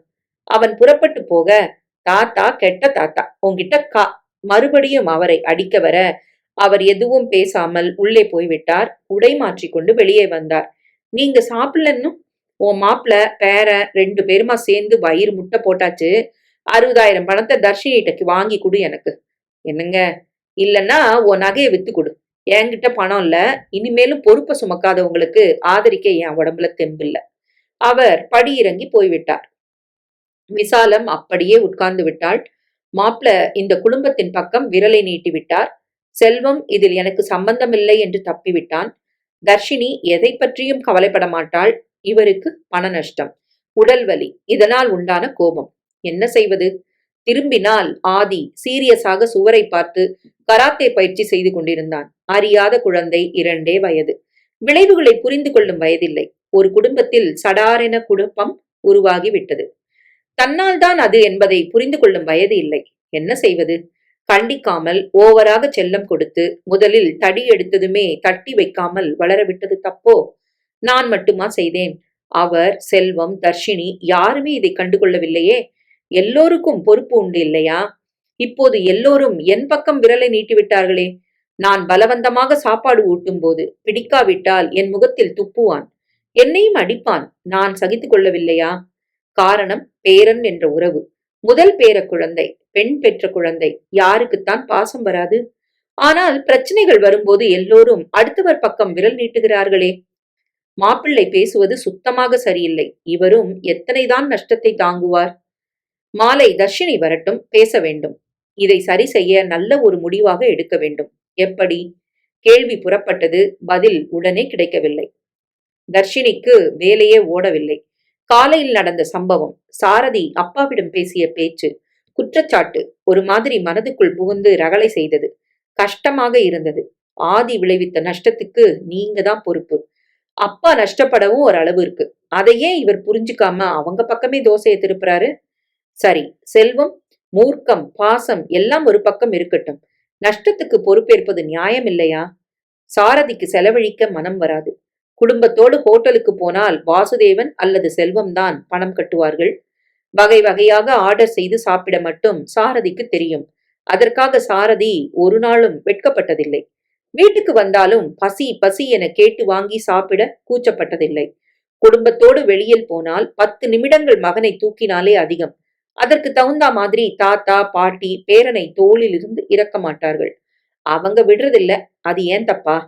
மற்றவர்கள் பக்கம் சுலபமாக சாரதி பிரச்சனையை திருப்பும் அளவுக்கு இவர்களே வழிவகுத்து விட்டார்கள். ஒரு விசேஷ நாள், பிறந்த நாள் என்று வரும்போது யாருக்கும் துணி எடுக்க மாட்டான் சாரதி. ஆனால் மாமனாருடன் கடைக்கு போகும்போது கூசாமல் விலை உயர்ந்த உடைகளைத்தான் எடுப்பான். அவர்களும் மாப்பிள்ளை என்பதால் கண்டுகொள்ளவில்லை. எதிலும் பொறுப்பை ஏற்காமல் நழுவிவிட்டு இன்று பிளேட்டை அப்படியே திருப்பிவிட்டான். அப்பா எதிரே இதுவரை இந்த மாதிரி பேசியதில்லை. சாரி மாமா, நஷ்ட ஈட்ட நான் தந்துடுறேன் என ஒரு வார்த்தை விழுந்திருந்தால் அப்பாவே தரவிடாமல் தானே கொடுத்திருப்பார். அப்பாவுக்கு பாசமாக இருந்தால் கடைசி கவளம் வரை தந்து விடுவார். கணக்கு பார்க்க மாட்டார். இன்று அப்பா முகம் மாறிவிட்டது. இது நல்லதுக்கு அல்ல. குழந்தை உண்டான முதல் அப்பா அம்மா படும் பாடு கொஞ்சம் நஞ்சமல்ல. ஒரு ஓய்வில்லாமல் இருவரும் உழைக்கும் உழைப்பு, கொஞ்சமும் சலித்துக் கொள்ளாமல் எங்கு போனாலும் குழந்தையை சுமந்து செல்லும் கருணை. இதனால் உறவுக்காரர்கள் மத்தியில் அம்மாவுக்கு கெட்ட பெயர். ஆதியோடு அம்மா வந்தாலே நடுங்கும் உறவுகள். எங்கே தப்பு? இன்று பேசிவிட வேண்டும். டயல் செய்தாள். சாரதி எடுத்தான். சொல்லு தர்ஷினி, பர்மிஷன் போட்டுட்டு 4 மணிக்கு வர முடியுமா? எதுக்கு? நாம கொஞ்சம் வெளியில பேசிட்டு வீட்டுக்கு போலாம். இல்ல தர்ஷினி, நான் வீட்டுக்கு வர ராத்திரி 12 மணி ஆகும். இந்த பாருங்க, பிரச்சனை சீரியஸ் ஆகுது. அதுக்கு நானா பொறுப்பு? நீ சமாளி தர்ஷினி. உங்களுக்கு குழந்தை தொடர்பா எந்த ஒரு பொறுப்புமே இல்லையா? என்ன நீ வேலை நேரத்துல போன்ல டார்ச்சர் பண்ற? வை போன, நாளைக்கு பேசலாம். வைத்து விட்டான். தர்ஷினிக்கு கோபம் வந்தது. என் தப்பு. ஆரம்பம் முதலே எதையுமே தட்டி கேட்காம விட்டதோட விளைவு விபரீதமா முடிஞ்சிருக்கு. அப்பனோட புத்தி பிள்ளைக்கு. நான் அசிங்கப்பட்டு நிக்கிறேன். மாலை சீக்கிரமே புறப்பட்டு 6 மணிக்கு வீட்டுக்கு வந்து விட்டாள். அப்பா அரை நாளில் வந்து விட்டார். அரை மணியில் எல்லோரும் கூடி விட்டார்கள். அப்பா ஏன் படுத்திருக்கிறாரு? ஆதி மாமாவை கரண்டியால தலையில அடிச்சிட்டான். ரூபா சொல்ல, என்னம்மா இது? அவர் இவன் அடிச்சாருடி. உன் பிள்ளைக்கு தாங்குமா? திருப்பி அடிச்சிட்டான். அப்பா இவன் அடிச்சாரா? நம்ப முடியலையே. ஏம்மா? குழந்தை அவளிடம் ஓடி வர, என்னடா செல்லம், தாத்தா உன்னை அடிச்சாரா? தாத்தா கெட்ட தாத்தா, நான் அவர்கிட்ட பேச மாட்டேன். வேண்டாம் விடு. நீயும் பேசாத. சரிடா, போய் விளையாடு. ரூபா அருகில் வந்தாள். என்ன தர்ஷினி, மாமாவை கரண்டியால அவன் அடிச்சு அவர் தலையில காயம். அத நீ கேட்க மாட்டியா? குழந்தைய கொஞ்சிக்கிட்டு இருக்கிற. நீ ஏண்டி காலையில முதல்ல இத பெருசுப்படுத்துற? மாமா இந்த மாதிரி சோர்ந்தே படுத்ததில்ல. இந்த பாரு ரூபா, நீ பேசுறது எனக்கு பிடிக்கல. நீ இப்ப வந்தவ. தர்ஷினி அவரோட செல்ல பொண்ணு. 25 வருஷமா அவர் கூட இருக்கிறா. நீ பிளவ உண்டாக்க பாக்குறியா? அத்தை, நீங்களா பேசுறீங்க? ஆமா, குழந்தை விஷயத்துல உன் அணுகுமுறையே சரியில்லை. ரூபா செல்வம் பக்கம் பார்க்க, எதுக்கு என்ன பாக்குற? தலையிடாதன்னு நான் முட்டிக்கிறேன். நீ கேக்குறதில்ல, வாங்கி கட்டிக்க. ரூபா முகம் மாறியது. நல்லத நான் சொல்லக்கூடாதா? எதுடி நல்லது? ஒரு குழந்தையோட செயல்பாட்டை இவ்வளவு பெருசாக்க என்ன இருக்கு? ரூபா சிவந்து விட்டாள். அத்தை, சாரதி அண்ணன் உங்களை நிக்க வச்சு கேள்வி கேட்டாரு. எந்த ஒரு பொறுப்பையும் ஏத்துக்கல. அவர் குழந்தைக்கு அப்பாவா இருந்தும் அவனோட மூர்க்கத்துக்கு காரணம் நீங்க 2 பேரும் குற்றம் சாட்டினாரு. நஷ்ட ஈடுக்கு அவர் பொறுப்பை ஏற்கல. ஆனா அவர்கிட்ட உங்களால எதுவுமே பேச முடியல. நியாயத்தை, அதுவும் மாமா பக்கம் பேசுற என்ன கோவப்பட முடியுது உங்களால? எப்படி அத்தை? மாப்பிள்ளைக்கு நாங்க மரியாதை தந்துதான் ஆகணும். அப்ப வாழ வந்த பொண்ணுக்கு இந்த வீட்டுல எந்த ஒரு மரியாதையும் இல்லையா? வாசுதேவன் எழுந்து வந்தார். மாமா, நான் பேசுறது தப்பா? தர்ஷினி குறுக்கே புகுந்தாள். என் புருஷனை பத்தி நீங்க விமர்சிக்கிறத நான் அனுமதிக்க முடியாது அண்ணி. இப்ப கூட அவர் செய்யறது நியாயம்னு நீ சொல்றியா? அவரை நான் எதிர்க்க முடியாது. அப்போ உனக்காக இப்பவும் உழைக்கிற அப்பா அம்மா பக்கம் நீ பேசவே மாட்டியா? அதுக்காக நாங்களே கவலைப்படல ரூபா, உனக்கு என்ன? ரூபா படக்கென திரும்பினாள். இப்ப கூட நீங்க பேச மாட்டீங்களா? புருஷன் பக்கம் திரும்பினாள். எதுக்கு? நான் சொன்னாலும் நீ புரிஞ்சுக்கல. நாம எதுக்கு இதுல தலையிடணும்? மாமாவுக்கு பட்ட அடி வெளியாளுக்கு பட்டிருந்தா சும்மா இருப்பாங்களா? ஆதிய போட்டு 4 மிதி மிதிச்சிருப்பாங்க. அவனுக்கு நீங்க மாமா. தாங்குமா? அவன பெத்த அப்பாவுக்கு அக்கறை இல்ல. எனக்கு என்ன? குடுத்தா வாங்கிக்கட்டும். கட்ன புருஷன நீ மதிச்சா இது தொடர்பா இனி நீ பேசக்கூடாது. உள்ள போ. எப்படிங்க? இல்லன்னா அவமானப்படு. இந்த வீட்ல உன்ன நல்லா நடத்துனாங்க. ஏன்? நீ எதையும் தட்டி கேட்கல. கேட்டா ஒப்புக்க மாட்டாங்க. உன்ன பிடிக்காம போகும். நீ இத புரிஞ்சுகிட்டு அடங்கணும். இல்லன்னா அவஸ்தைப்படு. என்னடா செல்வம் ஒரு மாதிரி பேசுற? அம்மா கேட்க, அம்மா நான் உண்மைய பேசுறேன். அதுல தப்பென்ன? அவளுக்கு சாதகமா பேசி எங்கள தாக்குறியா? அந்த மாதிரி நான் செஞ்சாலும் தப்பில்ல. என்ன பேசினாலும் தர்ஷினி சாரதி பக்கம் தானே நிக்கிறா. உங்கள ஆதரிக்கலையே. அது உன்னை உறுத்தவே இல்ல. நான் ரூபா கிட்ட சாதகமா எச்சரிச்சா உனக்கு கோவம் வருது. இது எப்படிம்மா? சபாஷ் செல்வம். வாசுதேவன் உள்ளே வர, என்ன நீங்களும் அவன் பக்கம் திரும்புறீங்க? குழந்தை தெரிஞ்சு செய்யல. ஆனாலும் தலையில விழுந்த அடியில காயம் பட்டது நிஜம். அதுக்கு நீ அக்கறை காட்டல. தாத்தாவை அடிச்சது தப்புன்னு அவனை கண்டிக்கல. எங்கப்பா காயம் பட்டதுன்னு தர்ஷினி இந்த நிமிஷம் வரைக்கும் கேட்கல. உடனே எனக்கு முதலுதவி செஞ்சது மருமகள் தான். ஆனா அவளை கழுவி ஊத்துறியே. செல்வத்தை பேச உனக்கு வாய் இருக்குதா? ரூபா நிமிர்ந்தாள். ரூபா உள்ள வா. ஒரு ரிசப்ஷனுக்கு போகணும். அதான் நான் சீக்கிரம் வந்தேன். ரெடியாகு. டேய், பேசணும். இன்னைக்கு நீ போணுமா? தர்ஷினி கேட்க, நாங்க பேச எதுவும் இல்ல. குழந்தை உன்னோடது. சாரதி பேசினது அப்பா கிட்ட. பேரன் அடிச்சது தாத்தாவ. தாங்கி பிடிக்கிறது பாட்டி. நாங்க 2 பேரும் இதுல எங்க வந்தோம்? ரூபா புடவை மாத்திக்கோ. ரூபா உள்ளே போய்விட செல்வம் குளிக்க போக, என்னம்மா இவனும் ஒரு மாதிரி பேசுறான்? அப்பா அருகில் வந்தார். தர்ஷினி, உன் புருஷன் பல மாதிரி பேசிட்டாரு. என் பிள்ளை ஒரே மாதிரி தான் பேசுறான். குழந்தை மேல உங்களுக்கு கோவமாப்பா? அப்படிப்பட்டா உங்க அப்பாவுக்கு மூளை இல்லைன்னு அர்த்தம். அவனுக்கு விவரம் தெரியுமாடி? எனக்கு குழந்தை மேல எந்த கோவமும் இல்லம்மா. மாப்பிள்ளை கிட்ட சொல்லி இந்த 60,000 பணத்துக்கு ஏற்பாடு பண்ணு. நான் என் பணத்தை கொடுத்து ஐபோனும் மிஷின் ரிப்பேருக்கும் ஏற்பாடு பண்ணிடுறேன். அதை நீ கொடுத்துரு. தர்ஷினி விசாலம் இருவரும் அதிர்ந்து போனார்கள். என்னங்க நீங்களா? மாப்பிள்ளையும் தர்ஷினியுமா ₹1,00,000 மேல சம்பாதிக்கிறாங்க. இங்க இருக்கிற காரணமா எந்த செலவும் இல்ல. குளித்து விட்டு வந்த செல்வம், நம்ம காரை எடுத்தா கூட அவர் பெட்ரோல் போட மாட்டாரு. ஹோட்டலுக்கு போனா ஒரு நாள் கூட பணம் தந்ததில்ல. அண்ணன், குத்தி காட்டுறியா? இல்லடி, எந்த செலவும் உங்களுக்கு இல்லாத காரணமா சேமிப்பு நிறைய இருக்கும். அதனால அப்பா கேக்குற பணத்தை தர்றதுக்கு எந்த ஒரு கஷ்டமும் இல்லைன்னு சொல்ல வரேன். ரூபா ரெடியா? வந்துட்டேங்க. தர்ஷினி முகம் இருண்டு போனது. ரூபா பளிச்சென உடுத்தி கொண்டு வெளியே வர செல்வமும் ட்ரெஸ் செய்து கொள்ள, மாமா நானும் வரேன். குழந்தை ஓடி வந்து சொல்ல, நாளைக்கு கூட்டு போறேன். மாமாவும் அத்தையும் இப்ப ஆபீஸ்க்கு போறோம். நானும் வருவேன். சண்டித்தனம் செய்ய கூட்டு போடா செல்வம். குழந்தை அழறான் பாரு. இந்த பாரு தர்ஷினி, எங்க போனாலும் தூக்கிட்டு போற பழக்கத்தை அப்பா அம்மா உண்டாக்கியாச்சு. எங்ககிட்ட எதிர்பார்க்காத. உன் குழந்தையா இருந்தா இப்படி சொல்லுவியாடா? விசாலம் கேட்க அருகில் வந்தான். அவனை குட்டி சோறாக்குனது நீதான். குழந்தை அழுதா, மாமா அத்தை ஆபீஸ்க்கு போறாங்கன்னு எதையோ சொல்லி சமாதானப்படுத்தணும். அதை விட்டுட்டு இப்பவும் அவனுக்கு ஆதரவா பேசுற? சரி, நான் கேக்குறேன். சாரதியே இவனை விட்டுட்டு தர்ஷினியோட வெளியே போறாரு. பெத்த அப்பாவுக்கே இல்லாத அக்கறை எனக்கு எதுக்குமா? போலாமா ரூபா? சரிங்க. ராத்திரி ரிசப்ஷன் சாப்பாடு தானே? நீ வர லேட் ஆகும்னா ஒரு சாவியை கையில வச்சுக்க. இல்லம்மா, ரிசப்ஷன் முடிஞ்சு ரூபாவோட அம்மா வீட்டுக்கு நாங்க போயிருவோம். அங்கிருந்து பக்கம். இன்னைக்கு அங்க என்ன வேலை? என்னைக்குமே தர்ஷினி இங்கதான் இருக்கா. கேக்குறியா? பிறந்த வீட்டுக்கு போற ஆசை எல்லா பெண்களுக்கும் இருக்கும்ல. என்னங்க, நான் அம்மா வீட்டுக்கு போகணும்னு இப்ப சொல்லவே இல்லையே. நடிக்காத ரூபா. அம்மா, இந்த மாதிரி பேசாத. அவளுக்கு உன்கிட்ட நடிச்சு என்ன ஆகணும்? இத இப்படி சொன்னது நான். நியாயம் எல்லாருக்கும் ஒரே மாதிரி தான். நீ மத்தவங்கள பேசும்போது உன் முகத்தை கண்ணாடியில பாத்துக்கணும். மகளை எப்பவும் தான் வீட்டுல வச்சுக்கிட்டு மருமக பிறந்த வீட்டுக்கு போகும்போது கேள்வி கேட்கறது முறையில்ல. புரியுதா? எனக்கு இந்த அளவுக்கு பேச பிடிக்காது. பேச வச்சுட்ட. புறப்படு ரூபா. இருவரும் வெளியேற விசாலம் கடுப்பாகி விட்டாள். செல்வம் இந்த மாதிரி பேச மாட்டானே. அவ பேச வைக்கிறாடி. தப்பு விசாலம். நமக்கு சாதகமா இருந்தா மருமகளை கொண்டாடுறதும், நியாயத்தை பேசினா ஆத்திரப்படுறதும் முறையில்ல. எல்லா தப்புகளையும் நாம செஞ்சாச்சு. இப்ப மத்தவங்க மேல கோவப்பட்டு நியாயம் இல்ல. தலை அடிபட்டதுல உங்க அப்பாவுக்கு மூளை திசை மாறிடுச்சு. அப்படியா? அதுக்கும் ஓம் பேரன் தானே காரணம். அப்பா, சாரிம்மா, உங்க 2 பேர்கிட்ட பேசுற மனநிலையில நான் இல்ல. ஒரு அறியா குழந்தை தெரியாம செஞ்ச தப்பு குடும்பத்துல பிளவ உண்டாக்குதா? அதுக்கு காரணம் பெரியவங்க. இனி அது நடக்க தடுக்க என்ன வழின்னு பார்க்கணும். நாம சொல்லி கண்டிச்சு சரிப்படுத்தினா சரியாகும். முதல்ல அழும், அப்புறமா புரிஞ்சிடும். நடந்த தப்புகளுக்கும் அவனுக்கு கொடுத்த செல்லத்துக்கும் அவனை கண்டுக்காம விட்டதுக்கும் நானும் ஒரு காரணம் தான். மாப்பிள்ளை எதுக்கும் வரல. நாம 3 பேரும் கண்டுக்கல. எடுத்து சொன்ன மருமக மேல நமக்கு கோவம் வந்தா அது எப்படி நியாயம்? முதல் உதவி பேசுதா? விசாலம், அடுத்தபடியா நீ அசிங்கமா பேசக்கூட தயாராயிடுவ. அப்படி இருக்கே, நான் பேசல. தர்ஷினி, மாப்பிள்ளைட்ட சொல்லி பணத்துக்கு ஏற்பாடு பண்ணு. உள்ளே போய் ஏசி போட்டு கதவை தாளிட்டார். அம்மா, இப்ப நான் என்ன செய்வேன்? பையனுக்கு சாப்பாடு ஊட்டி தூங்க வை. பகல்ல அவன் தூங்கல.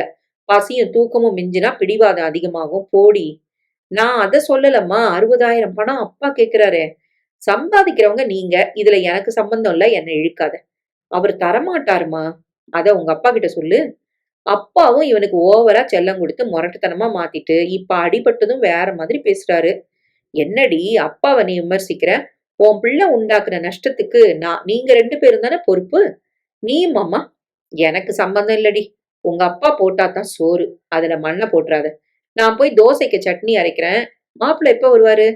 கேட்டபடி அம்மா உள்ளே போக தர்ஷினி நொந்து நின்றாள். ரிசப்ஷன் முடிந்து வெளியே வந்தார்கள். என் அம்மா வீட்டுக்கு போகணும்னு நான் சொல்லவே இல்லையே.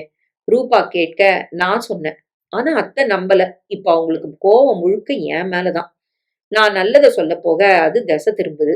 இல்ல ரூபா, சாரதி மேல கோவம். அது இப்ப இல்ல. இந்த கோவம் 5 வருஷமா எங்க எல்லாருக்குமே அவர் மேல உண்டு. எதுக்கு? ரொம்ப சுயநலம். குறைந்தபட்ச மனிதாபிமானம், பாசம் எதுவுமே இல்ல. பொறுப்புகளை தட்டி கழிக்கிற அவலம். யாரால பொறுத்துக்க முடியும்? பிடிக்கல. வீட்டு மாப்பிள்ளைங்கிற காரணமா சொல்ல முடியல. 90% இதுதான் நடக்குது. பல பேருக்கு மாப்பிள்ளைகளை பிடிக்கிறது இல்ல. பொண்ணுக்காக பொறுத்து போறாங்க. உங்க வீட்ல என் நிலைமையும் அதானா? சேச்சே, சத்தியமா இல்ல. நீங்க யாருக்கும் தொந்தரவு தரல.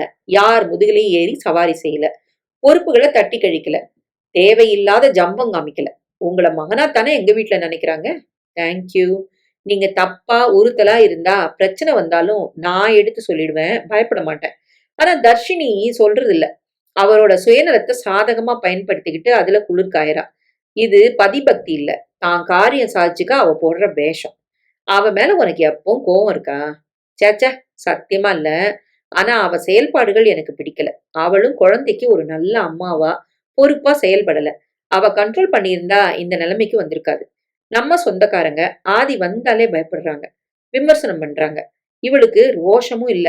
இந்த மாதிரி முரட்டு குழந்தைகள்னால அந்நிய இடத்துல சேதாரம் வரும்னு தெரிஞ்சதுன்னா ஒண்ணு அவனை கண்டிச்சு மாத்தணும். இல்லைன்னா கூட்டிட்டு போக கூடாது. இந்த தப்ப உங்க அம்மாவும் செய்யறாங்க. வீடு அனுபவிக்கட்டும். ஏன் நம்ம வீட்டை பத்தி எங்க வீட்டு மனுஷங்க விமர்சிக்க கூடாது. அவளை பிரமிப்புடன் பார்த்தான். ஆச்சரியமா இருக்குடி. ஆமாங்க, பிறந்த வீடு பெண்ணுக்கு நிரந்தரம் இல்ல. மாறுதலுக்கு போயிட்டு வர இடம்தான். அந்த நினைப்பு இங்க ஒவ்வொரு பொண்ணுக்கும் இருக்கணும். வீட்டுக்கு வந்து சேர்ந்து விட்டார்கள். என்னடி திடீர் விஜயம்? அம்மா சந்தோஷப்பட, அப்பா ஆசையாக வரவேற்க, இவர்தாம்மா போலான்னு சொன்னாரு. செல்வத்தை பார்த்து 1 வாரம் ஆச்சு. அதனால்தான் மாமி நானும் வந்தேன். 2 நாள் இங்க இருந்தா ஆபீஸ். சந்தோஷம்மா. டிஃபன் பண்ணட்டுமா? ரிசப்ஷன்ல முழு கட்டு கட்டியாச்சு. எதுவும் வேணாம், காலையில பாத்துக்கலாம். நடந்த ரூபாவுக்கு திடீரென தலை சுற்ற விழப்போனாள். செல்வம் தாங்கி பிடித்தான். பெற்றவர்கள் பதறினார்கள். என்னம்மா, வெறும் தலை சுத்தல் தான், கொஞ்சம் படுத்தா சரியாயிரும். நேரமும் 10 ஆச்சு. 2 பேரும் படுங்க. எழுந்து பெட்ரூமுக்கு நடக்க குமட்டியது. வாந்தி வந்து விட்டது. எடுத்தாள்.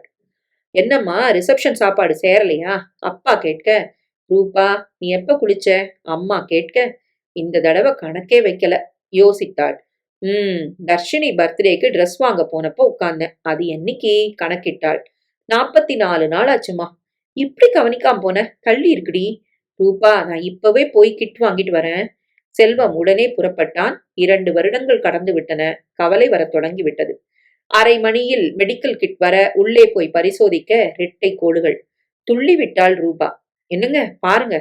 2 கோடுகளை பார்த்த செல்வத்தின் முகம் குபீரென மலர, எதுக்கும் நாளைக்கு டாக்டர் பார்த்துருமா. இப்பவே யாராவது இருப்பாங்களா மாமி? கேட்கலாம் செல்வம். அப்பா தனக்கு தெரிந்த இடங்களில் பேச ஒரு லேடி டாக்டர் அகப்பட்டாள். அவளும் 4 கிலோமீட்டர் தூரத்தில் இருந்தாள். உடனே 4 பேரும் காரில் புறப்பட்டார்கள். 1 மணி நேரத்தில் அந்த டாக்டரும் கர்ப்பம்தான் என்பதை உறுதிப்படுத்த குடும்பமே குதூகலமானது. வீட்டுக்கு திரும்ப இரவு 11 கடந்து விட்டது. காலையில முதல் ஸ்வீட் பண்றேன். கோயிலுக்கு போய் விளக்கு போடணும். நான் அத்தைக்கு சொல்றேன். இந்த நேரத்திலயா? செல்வம் கேட்க, தப்பே இல்ல. அத்தை மாமா தவம் கிடக்குறாங்க. அவங்க வேண்டாத தெய்வம் பாக்கி இல்ல. இப்பவே சொல்லணும். டயல் செய்தாள். விசாலம் செல்போன் ஸ்விட்ச் ஆஃப். தர்ஷினி எடுக்கவே இல்லை. வாசுதேவனுக்கு அடிக்க இடைவெளி விட்டு எடுத்தார். மாமா, நான் ரூபா பேசுறேன். என்னம்மா இந்த நேரத்துல? மாமா, எனக்கு பிரெக்னன்சி உறுதிப்பட்டாச்சு. இப்பதான் டாக்டர் சொன்னாங்க என ஆரம்பித்து விவரம் முழுக்க அவள் சொல்ல அவர் பூரித்து போனார். ரொம்ப சந்தோஷம்மா. கஷ்டமான மனநிலை. இந்த சந்தோஷம் தேவைதான். பன்னீர் தெளிச்சா மாதிரி இருக்கு. அத்தைய கூப்பிடுங்க மாமா. நான் சொல்லிடுறேன் ரூபா. இல்ல மாமா, என் வாயால நான் சொல்லணும். மாப்பிள்ளை இப்பதான் வந்திருக்கிறாரு. அந்த நஷ்ட ஈடு பணம் தொடர்பா ஒரு பிரச்சனை போயிட்டு இருக்கு. நான் பேசிக்கிறேன். என்ன பிரச்சனை மாமா? அத நீ இப்போ மண்டையில போட்டுக்க வேண்டாம். விட்டுடு. Good night and sweet dreams. அவர் வைத்து விட்டார். மாமாட்ட சொன்ன. அத்தை தூங்கிட்டாங்க. சரி, நாம படுக்கலாம். உள்ள போய் கதவு சாத்த செல்வத்திடம் சகலமும் சொன்னாள் ரூபா. என்ன பிரச்சனைங்க? அப்பா பணம் கேட்டிருப்பாரு. தர்ஷினி அதை சாரதி கிட்ட சொல்லாம முழுங்கிருப்பா. அப்பா இந்த முறை விடுறதா இல்ல. சாரதி கிட்ட கேட்டு அவர் மறுத்து, விடு ரூபா, இது அவங்க பிரச்சனை. குழந்தை உண்டான இந்த நேரத்துல உனக்கு இந்த கவலையெல்லாம் வேண்டாம், தூங்கு. செல்வம் அடக்கி விட்டான். அதே நேரம் அங்கே ஒரு கொந்தளிப்பு உருவாகி இருந்தது. இரவு 10:30க்கு சாரதி பசி பசி என பறந்தபடி வீடு திரும்ப விசாலம் தோசை ஊற்ற, தர்ஷினியிடம் வாசுதேவன் வந்து, மாப்பிள்ள கிட்ட அந்த பணத்தை வாங்கி கொடுத்துரு. அப்பா, அவர் தரமாட்டாரு. இது என்னம்மா நியாயம்? நான் நஷ்டப்பட முடியுமா? 2 பேரும் சம்பாதிக்கிறீங்கல்ல. எல்லாத்துக்கும் எங்களை குத்தங்காட்டி செலவையும் எங்க தலையில கட்டினா என்ன நியாயம்? பெத்தவங்க பக்கம் நியாயம் இருந்தாலும் நீ பேச மாட்டியா தர்ஷினி? அப்படி இல்லப்பா. சரி விடு, நீ கேட்க மாட்ட, நான் பாத்துக்கிறேன். சாரதி சாப்பிட்டு முடித்ததும் வாசு அருகில் வந்தார். மாப்பிள்ள, குழந்தை உண்டாக்குன நஷ்டம் கிட்டத்தட்ட 60,000 ரூபாய். நான் ஏற்பாடு செஞ்சாச்சு. நீங்க அந்த பணத்தை கொடுத்துருங்க. எதுக்கு மாமா? என்ன மாப்பிள்ள, உங்க குழந்தை ஆதி. அவனால ஏற்பட்ட நஷ்டத்தை நீங்க தானே தரணும். மாமா, அவனை அந்த வீட்டுக்கு போக விட்டது தப்பு. நானா போக விட்டேன்? நீங்க தானே அவனுக்கு முழு பொறுப்பு எடுத்து செய்யறீங்க. அவன் யார் கூட பழகுறான், எப்ப எங்க இருக்கான்னு பெத்த அப்பா எனக்குள்ள தெரியலையே. அதுக்கான ஈடுபாட்டையும் நீங்க காட்டலையே மாப்பிள்ள. என் கண்ட்ரோல்ல என் பிள்ளை இல்ல. ஏன் இல்ல? நாங்க தடுத்தோமா? தர்ஷினி, நீ ஏன் எல்லாத்தையும் கேட்டுக்கிட்டு பேசாம இருக்க? சாரதி கேட்க அவள் எதுவும் பேசவில்லை. அவ எப்படி மாப்பிள்ள பேசுவா? நியாயமா அவ உங்ககிட்ட பேசி அந்த பணத்தை எனக்கு வாங்கி தரணும். செய்யல. அவ இப்பவும் உங்க பக்கம்தான் இருக்கிறா. இல்லையே, அப்படி இருந்தா உங்ககிட்ட கேள்வி கேட்பாளே. என்ன கேட்பா? அப்பா, இதுக்கு பொறுப்பு நீங்க தான்னு பேசுவாளே. எப்படி மாப்பிள்ள பேச முடியும்? இது என்ன அடாவடி? மாமா, நான் எந்த முடிவையும் எடுக்கல. குழந்தை உண்டான முதல் எல்லா முடிவுகளையும் அவதான் எடுத்தா. இப்பவும் அவதான் எடுக்கிறா. சோ நான் பொறுப்பேத்துக்க முடியாது. அப்பா முகம் சிவந்து ஆத்திரம் தலைக்கேற அவன் உள்ளே போக, என்ன தர்ஷினி, அவர் இப்படி பேசிட்டு போறாரு. என்னங்க, இத நான் பேசிக்கிறேன்.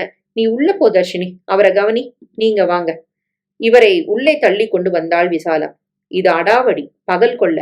நம்ம வீட்டுல உட்கார்ந்து தின்னுகிட்டு நம்ம கிட்ட சட்டம் பேசுற தைரியம் எப்படி வந்தது? எனக்கு கூரையை பிச்சுக்கிட்டு கொட்டல. உடம்புல 1000 பிரச்சனைகளை வச்சுக்கிட்டு நானும் கஷ்டப்பட்டு தான் உழைக்கிறேன். பைசா செலவழிக்காம நடு வீட்டுல உட்கார்ந்து தின்னுட்டு என்னையே குத்தவாளியாக்குனா நான் சும்மா இருக்க மாட்டேன். ஐயோ, நம்ம பொண்ண மனசுல வச்சுக்கிட்டு நீங்க பேசணும். அவசரப்படாதீங்க. பொண்ணுக்கு நம்ம மேல கடுகளவு கூட அக்கறை இல்லாதப்போ எனக்கு மட்டும் எதுக்குடி? அவளுக்கு பாசம் இருக்குங்க. புருஷனை எதிர்த்து காலம் முழுக்க நாம கூட வாழ முடியுமா சொல்லுங்க? நாம நஷ்டப்படணும்னு தர்ஷினி ஆசைப்படுவாளா? போதும்டி, உனக்கு அவ மட்டும் போதும், யாரும் வேண்டாம். நான் இனி அப்படி இருக்க முடியாது. எனக்கு அந்த பணம் வந்தாகணும். நீ வெளியே போ. விசாலம் தவித்து எந்த பக்கம் போவது என தெரியாமல் தத்தளிக்க உள்ளே, என்ன உங்க அப்பா இப்படி இருக்கிறாரு? இல்லைங்க, 60,000 நடுத்தர வர்க்கத்துக்கு சின்ன தொகையா? உடைச்சது நம்ம குழந்தை. பொறுப்பை நாம எடுத்துக்கிறதான நியாயம். வாரே வா, நீ இப்படித்தான் பேசுவ. ஆரம்பம் முதலே பிறந்த வீடே கதின்னு கிடக்குற. என் பேச்சை எப்ப நீ கேட்ட? அவனை செல்லம் கொடுத்து எல்லா இடத்துக்கும் அவுத்து விட்டது நானாமா? ஒரு நாள் எங்க அக்கா வீட்டுக்கு அவனை கூட்டிட்டு போக நான் கேட்டப்போ உங்க அப்பா விடல. என் பிள்ளைய என்கிட்டயே ஒட்ட விடாம செஞ்சது யாரு? உங்களுக்கு அவன் கூட இருக்க நேரமும் இல்லையே. இருந்த நேரத்துல விட்டாங்களா? எப்பவும் இவங்க கூட தான் என் பிள்ளை இருப்பான். ஏர்போர்ட்டுக்கு போற வழியில பேரப்பிள்ளை ஒட்டலன்னு எங்க அம்மா அழுதாங்க. அப்படி ஒட்டணும்னு அவங்க இங்க இருந்திருக்கணும். யார் மேல தப்பு? சரிதான். இருந்தா மட்டும் உங்க அம்மா எங்க அம்மா கிட்ட பிள்ளைய விட்டுடுவாங்களா? சரி, இப்ப பிரச்சனை அது இல்ல, பணம் தான். தப்புக்கு காரணம் நான் இல்ல. அபராதத்த நான் கட்ட முடியாது. வேண்டாங்க, ஒண்ணு செய்யலாம். அம்மாவ விட்டு அப்பாட்ட பேச சொல்றேன். நீங்க பாதி குடுங்க, மீதி அப்பா தரட்டும். சான்ஸே இல்ல. அம்மா கதவை தட்டி உள்ளே நுழைய, சாரதி பெட்ஷீட்டை உருவிக்கொண்டு மொட்டை மாடிக்கு நடக்க, மாப்ள, நீங்க இருங்க. சாரி அத்த, அடுத்த பஞ்சாயத்துக்கு நான் தயாரா இல்ல. போய்விட்டான். என்னடி தர்ஷினி இது? உங்க அப்பா காட்டு கத்து கத்துறாரு. மாப்பிள பேசுறது நியாயமே இல்ல. செல்லம் கொடுத்து அவனை முரட்டு குழந்தையா ஆக்குனது நீங்க தானே அவர் குத்தம் சாட்டுறாருமா. அப்போ இவருக்கு எந்த பொறுப்பும் இல்லையாமா? பேச்சு நீண்டுகிட்டே போனா முடியல. உங்க அப்பா செல்போன் வாங்கி கொடுத்துருவாரு, நீ பணத்துக்கு ஏற்பாடு பண்ணு. இதை பேசும் நேரம்தான் வாசுதேவனுக்கு ரூபா போன் செய்து கர்ப்ப சங்கதியை சொல்ல, 5 நிமிடங்கள் கழித்து அவர் கதவை தட்ட விசாலம் திறந்தாள். என்னங்க, நம்ம ரூபா தலை சுத்தி வாந்தி அடிச்சிட்டாளாம். ஓவரா தின்றுப்பா. இல்லடி, அவ உண்டாகி இருக்கா, டாக்டர் உறுதிப்படுத்தியாச்சாம். அப்படியா? விசாலம் முகம் குபீரென மலர்ந்தது. எவ்வளவு தவங்கடந்தோம், எத்தனை வேண்டுதல்கள், கடவுளே நீ கண் திறந்துட்ட. ஓடிப்போய் உடனே சாமி அறையில் பூ போட்டு நன்றி சொல்லி நமஸ்காரம் செய்தாள். ஏற்கனவே வீட்டில் ஜாங்கிரி இருந்தது, அதை அப்பா தர்ஷினிக்கு தந்தாள். நேரம் 12 மணி. போனை கொடுங்க, ரூபாட்ட நான் பேசணும். அவ தூங்கிருப்பாடி. பரவாயில்ல, முழிக்கட்டும், நான் இப்பவே பேசணும். அவர் உடனே டயல் செய்ய தூக்க கலக்கத்தில் இருந்த செல்வம் எடுத்தான். வாழ்த்துக்கள்டா செல்வம், அவ தூங்கிட்டாளா? யாரு, அத்தையா? கொடுங்க. போன் கைமாற ஆசிகளும் பரவசமும் ஆனந்த மழையும் போன் மூலம் பொழிய, விடிஞ்சதும் நானும் மாமாவும் புறப்பட்டு வரோம். நானே வந்துடுறேன் அத்த. நாங்க முதல்ல வரோம், நீ தூங்குமா. நீ உடம்ப ஜாக்கிரதையா பாத்துக்கணும். முதல்ல லீவ் எழுதி கொடுத்துரு. நீ வேலைக்கே போலனாலும் தப்பு இல்ல. சரி, நேர்ல பேசிக்கலாம். அங்கே செல்வமும் இங்கே வாசுதேவனும் பிரமித்து போயிருக்க, இரு தர்ஷினிட்ட தரேன். சரி அத்த. விசாலம் எடுத்துக்கொண்டு வர குழந்தை சிணுங்க, இந்தாடி ரூபா லைன்ல வாழ்த்து சொல்லு. இருமா, ஆதி சிணுங்குறான். முடிச்சிட்டா விடிய விடிய உயிர் எடுப்பான். அன்னிக்கிட்ட பேச இப்ப அவசரம் இல்ல. அம்மா மறந்து போய் ஸ்பீக்கர் பட்டனை அழுத்தி இருக்க, எதிர்முனையில் அத்தனையும் செல்வம் ரூபாவுக்கு கேட்டது. ஒரு வாழ்த்து சொல்ல எவ்வளவு நேரமாகும் தர்ஷினி? ஏம்மா, இப்ப குழந்தையா பிறந்திருக்கு, உண்டானதுக்கு இந்த ஆட்டம் ஆடுற? வைமா போன. இங்கே வாசுதேவன் பார்த்த பார்வையில் விசாலம் செத்தே போனாள். அங்கே ரூபா செல்வத்தை பார்த்த பார்வையில் அவனுக்கும் உள்ளே ஒரு அவமானம் ஓடியது. அப்பா அம்மா ரொம்ப சந்தோஷப்படுறாங்க ரூபா. எனக்கு அது போதும். அவங்க இதுக்காக எப்படி காத்திருக்கிறாங்கன்னு எனக்கும் தெரியும். தூங்குங்க. காலை 7 மணிக்கு வாசுதேவன் குளித்து தயாராக விசாலம் சுருக்க எழுந்து கேசரி பண்ணி சாமி விளக்கேற்றி காஃபியோடு வாசுதேவன் எதிரில் நின்றாள். ஸ்வீட் கடை திறக்க மாட்டானே, தெரியும், நான் பண்ணிட்டேன். பழக்கடை திறந்துருவான், வாங்கிக்கலாம். உள்ளே கட்டாம ஒரு பட்டுப்புடவை வச்சிருக்கேன், அதை மருமகளுக்கு தரலாம். கண்கள் விரிய விசாலத்தை பார்த்தார் வாசு. நீ எப்பவுமே அம்மா தாண்டி விசாலம். அதை நீங்க புரிஞ்சுக்கிட்டா போதும். நம்மளையே கதின்னு இருக்கிற மகளை உதறவா முடியும்? அதுக்காக மருமக 2ஆம் பட்சம் ஆயிடுவாளா? 1000 தான் ஆனாலும் அவ பெத்து கொடுக்கறதானே நம்ம குடும்ப வாரிசு. ஆமா விசாலம். அடுத்த 5 நிமிடங்களில் தயாராகி விட்டார்கள். தர்ஷினி எழுந்து வந்தாள். தர்ஷினி, நாங்க ரூபாவை பார்க்க போறோம். இட்லி மாவு இருக்கு, ஊத்தி சட்னியா அரைச்சிட்டு மாப்பிள்ளைக்கு கொடு. நான் வந்து சமையலை பாத்துக்கிறேன். சரிம்மா, குழந்தைய தூக்கிட்டு போயிடு. இல்லடி, அவன் தூங்கட்டும், நானும் அப்பாவும் சீக்கிரம் வந்துருவோம். எனக்கு 8:30க்கு ஆபீஸ்க்கு புறப்படணும். இப்பவே 7. நான் வேலையை பார்த்து குளிச்சு அவருக்கு டிஃபன் தரணும். நான் புறப்படணும். அவன் எழுந்துட்டா அழுவான். எதுவும் நடக்காது. ஒண்ணு அவனை தூக்கிட்டு போ, இல்லனா நீ போகாத. புரியுதா? நீ பர்மிஷன் போடுறி, நாங்க வந்துடுறோம். இல்லம்மா, சான்ஸே இல்ல, அவனை தூக்கிட்டு போ. சாரதி எழுந்து வர வாசுதேவன் குரலை உயர்த்தி, தர்ஷினி, ரூபா உண்டாகியிருக்கா. இந்த வீட்டு மருமக. உடனே நாங்க பார்க்க போறதா முறை. புரியுதா? நானே தடுத்தேன். தூக்கிட்டு போங்களேன் குழந்தைய. அது வரைக்கும் எல்லா இடத்துக்கும் அவனை தூக்கிட்டு போய் நாங்க கெடுத்தாச்சு இது வரைக்கும். இனி எங்களுக்கு எந்த கெட்ட பேரும் வேண்டாம். உன் பிள்ளைய நீ பாத்துக்க. வரப்போற குழந்தையும் எங்க பேர பிள்ளைதான். கிளம்பு விசாலம். சரிங்க. ஏம்மா இப்படி பண்ற? நாம போலாம் வாங்க. இருவரும் வாசலில் இறங்கி விட்டார்கள். அப்பா பைக்கை எடுத்தார். உள்ளே சாரதி பார்த்தான். உங்க அப்பா என்னை குத்திட்டு போறாரு. மருமக பிள்ளை உண்டானதும் நம்ம பையன் 2ஆம் பட்சம் ஆயிட்டான். நஷ்ட ஈடு தர மட்டும் நானா? தர்ஷினி பேசவில்லை. போக போக யார் எப்படின்னு நீயே புரிஞ்சுப்ப. சரிங்க, நான் பல் தேய்ச்சி காஃபி போடுறேன். இட்லி ஊத்தி வைக்கிறேன். மத்தியான சாப்பாட்டை வெளியில பாத்துக்கங்க. குழந்தை விழித்து விட்டது. வரேன்டா. போய் எழுப்பி தூக்கி கொண்டு வந்தாள். பால் கலந்து கொண்டு வந்து தந்தாள். அவனது டயப்பரை எடுத்து கழிவகற்றி சுத்தம் செய்தாள். இவனை பாத்துக்கங்க, நான் குளிச்சுட்டு வந்துடுறேன். நான் கிளம்ப வேண்டாமா? சரிங்க, 10 நிமிஷத்துல குளிச்சுட்டு வந்துடுறேன். அது வரைக்கும் பாத்துக்க முடியாதா? அவனை சாரதியிடம் தந்துவிட்டு போக குழந்தை சண்டித்தனம் செய்ய சாரை முதலில் சமாளித்து முடியாமல் லேசாக அதட்ட குழந்தை அவனை அடித்தது. உள்ளே தர்ஷினி குளித்துக் கொண்டிருந்தாள். தப்பு அதி, அப்பாவை அடிக்க கூடாது. மறுபடியும் மறுபடியும் அடிக்க சாரதிக்கு கோபம் வந்து விட்டது. அப்படி என்ன ஆத்திரம் உனக்கு? ஊர் முழுக்க பேரை கெடுத்துக்கிட்டு 1000 நஷ்டத்தை உண்டாக்கி உறவே கெட்டு போற அளவுக்கு செஞ்சாச்சு, அப்படியே அடங்க மாட்டியா? ஆதி கடுப்பாகி அப்பாவின் கையை கடித்துவிட பளீரென அறைந்தான் சாரதி. குழந்தை கீழே விழ எழுப்பி நிறுத்தி மறுபடியும் அடித்தான். அப்படி என்னடா வயலன்ஸ் உனக்கு? முறைக்கிற? கண்ணு மொழிய நோண்டிடுவேன். உட்காருடா, அப்படி எழுந்த தொலைச்சிருவேன். கடுமையாக மிரட்ட பயந்து அடுத்த நொடியே அலறி அழ தர்ஷினி மேலே டவலை போட்டுக்கொண்டு உள்பாவடையுடன் ஓடி வந்தாள். எதுக்கு அழறான்? என்னாச்சு?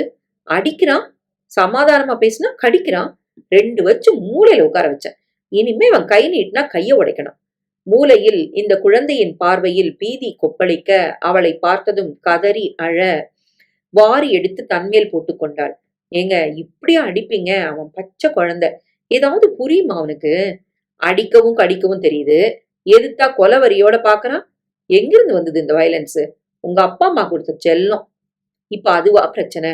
சமாதானப்படுத்துங்க. நான் டிஃபனுக்கு ரெடி பண்றேன். அழாதடா. அப்பாட்ட போ.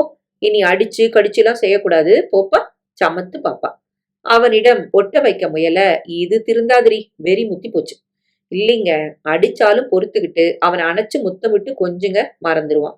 உங்களை அவன் விரோதி மாதிரி பார்க்க கூடாது. பெரியவங்க, குறிப்பா பெத்தவங்களுக்கு சகிப்புத்தன்மை வேணும். குழந்தைங்களுக்கு விவரம் தெரியற வரைக்கும் தாங்கிதான் ஆகணும். நீ தாங்கு.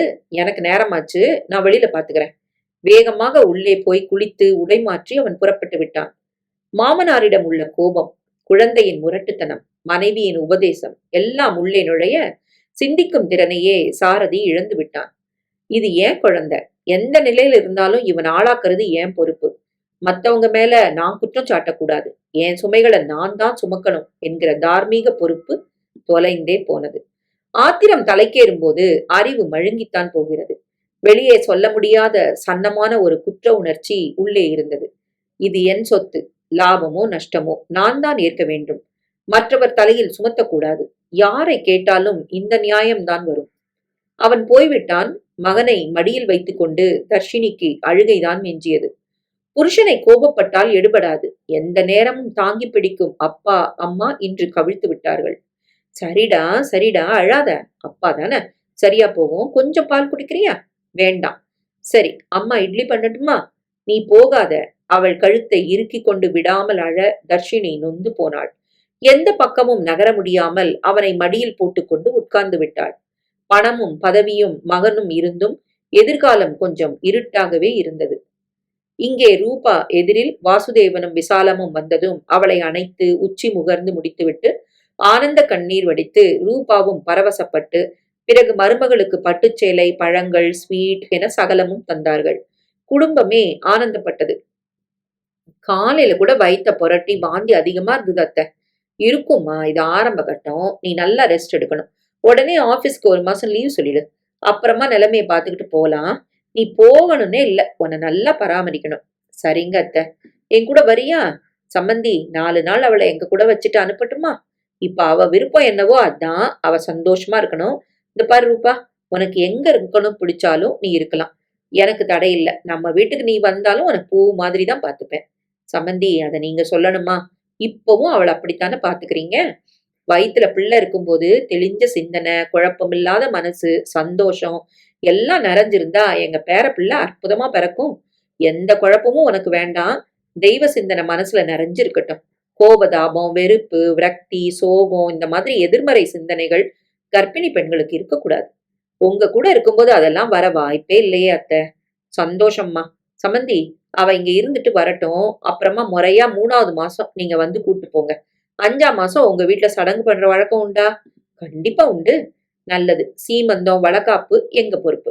அம்மா, நீ இப்பவே குழந்தையோட கல்யாணம் வரைக்கும் யோசிப்பியா? அதாண்டா பெத்தவங்களோட பூரிப்பு. சரி, நாங்க புறப்படுறோம். இருங்க, டிஃபன் ரெடி. சாப்பிட்டுட்டு மெதுவா போலாம். சரிங்க. 3 வகை டிஃபன்களை செய்து ரூபாவின் அம்மா அசத்த இருவரும் சந்தோஷமாக மருமகளுடன் சாப்பிட்டார்கள். மெதுவா சாயங்காலம் போலாம். இல்லைங்க, புறப்படுறோம். தாம்பூலம் பெற்றுக்கொண்டு அவர்கள் புறப்பட, அத்தை, நாங்க நாளைக்கே வந்துடுறோம். வாம்மா, இனி எல்லாம் உன் விருப்பம்தான். ஜாக்கிரதையா இரு, வரட்டுமா? வாசுதேவன் அருகில் வந்து அவள் தலையை தடவி ஆசிகளை தெரிவித்து புறப்பட்டார். செல்வம் வாசல் வரை வந்தான். நீ எப்பவும் நீ அவ கூட தான் இருக்கணும், நாங்க வரோம். பைக் புறப்பட்டது. செல்வம் உள்ளே வந்தான். அப்போதே நேரம் காலை 10:30 மணியை கடக்க, நான் போன் பண்ணிட்டேன் லீவுக்கு, ஆனாலும் ஆபீஸ்க்கு நேர்ல போகணும். நாளைக்கு நான் கூட்டிட்டு போறேன். நம்ம வீட்டுக்கு நாளைக்கு போயிடலாம், அத்தை நல்லா பாத்துப்பாங்க. இல்ல ரூபா, ஒரு வாரம் நீ இங்கே இரு. எதுக்கு?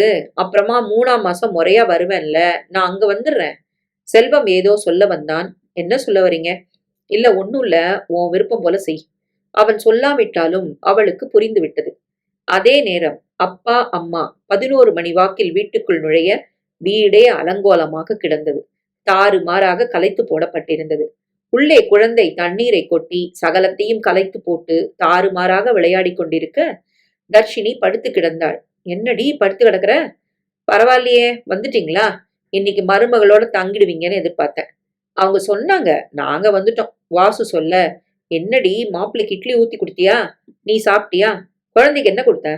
போதும்மா, எதுவும் செய்ய முடியல. இவன் செய்ய விட்டா தானே. பண்ற அட்டகாசம் கொஞ்சம் நஞ்சம் இல்ல. குழந்தை ஓடி வந்தது. பாட்டி, அப்பா கெட்ட அப்பா. ஏண்டா ராஜா, என்னை அடிச்சாரு. வரட்டும், நான் அடிக்கிறேன். என்னடி மாப்பிள்ள அடிச்சாரா இவனை? கொல்லாம விட்டதே பெருசு. காலையில நான் குளிக்க போன நேரத்துல இவன் அவரை கடிச்சிட்டான். எல்லா கடுப்பும் சேர்ந்து இவனை சாத்திட்டாரு. சாப்பிடாம போயிட்டாரு. என்னால ஒரு வேலையும் செய்ய முடியல.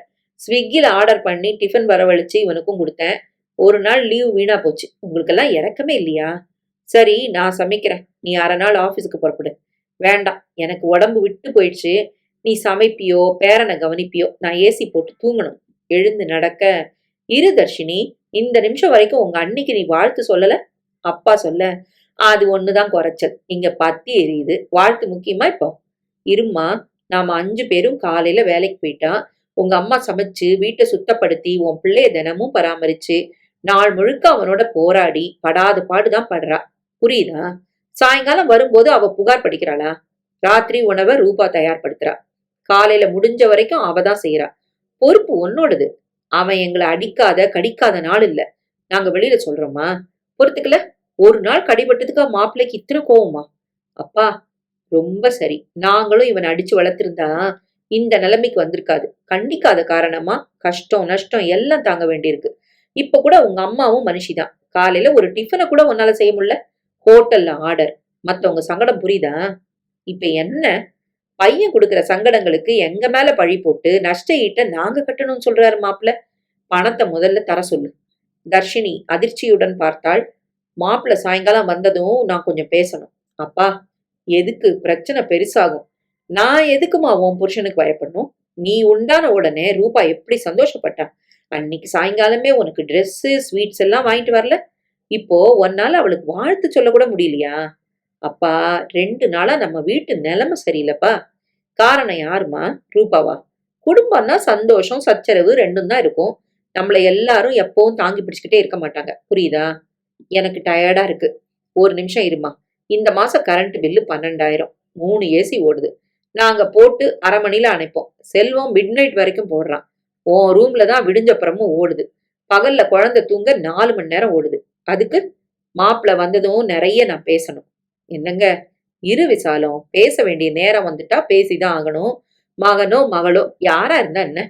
எதுவானாலும் என்கிட்ட மட்டும் பேசுங்கப்பா. ஏன், மாப்பிள்ளை காது செவிடா? கேட்காதா?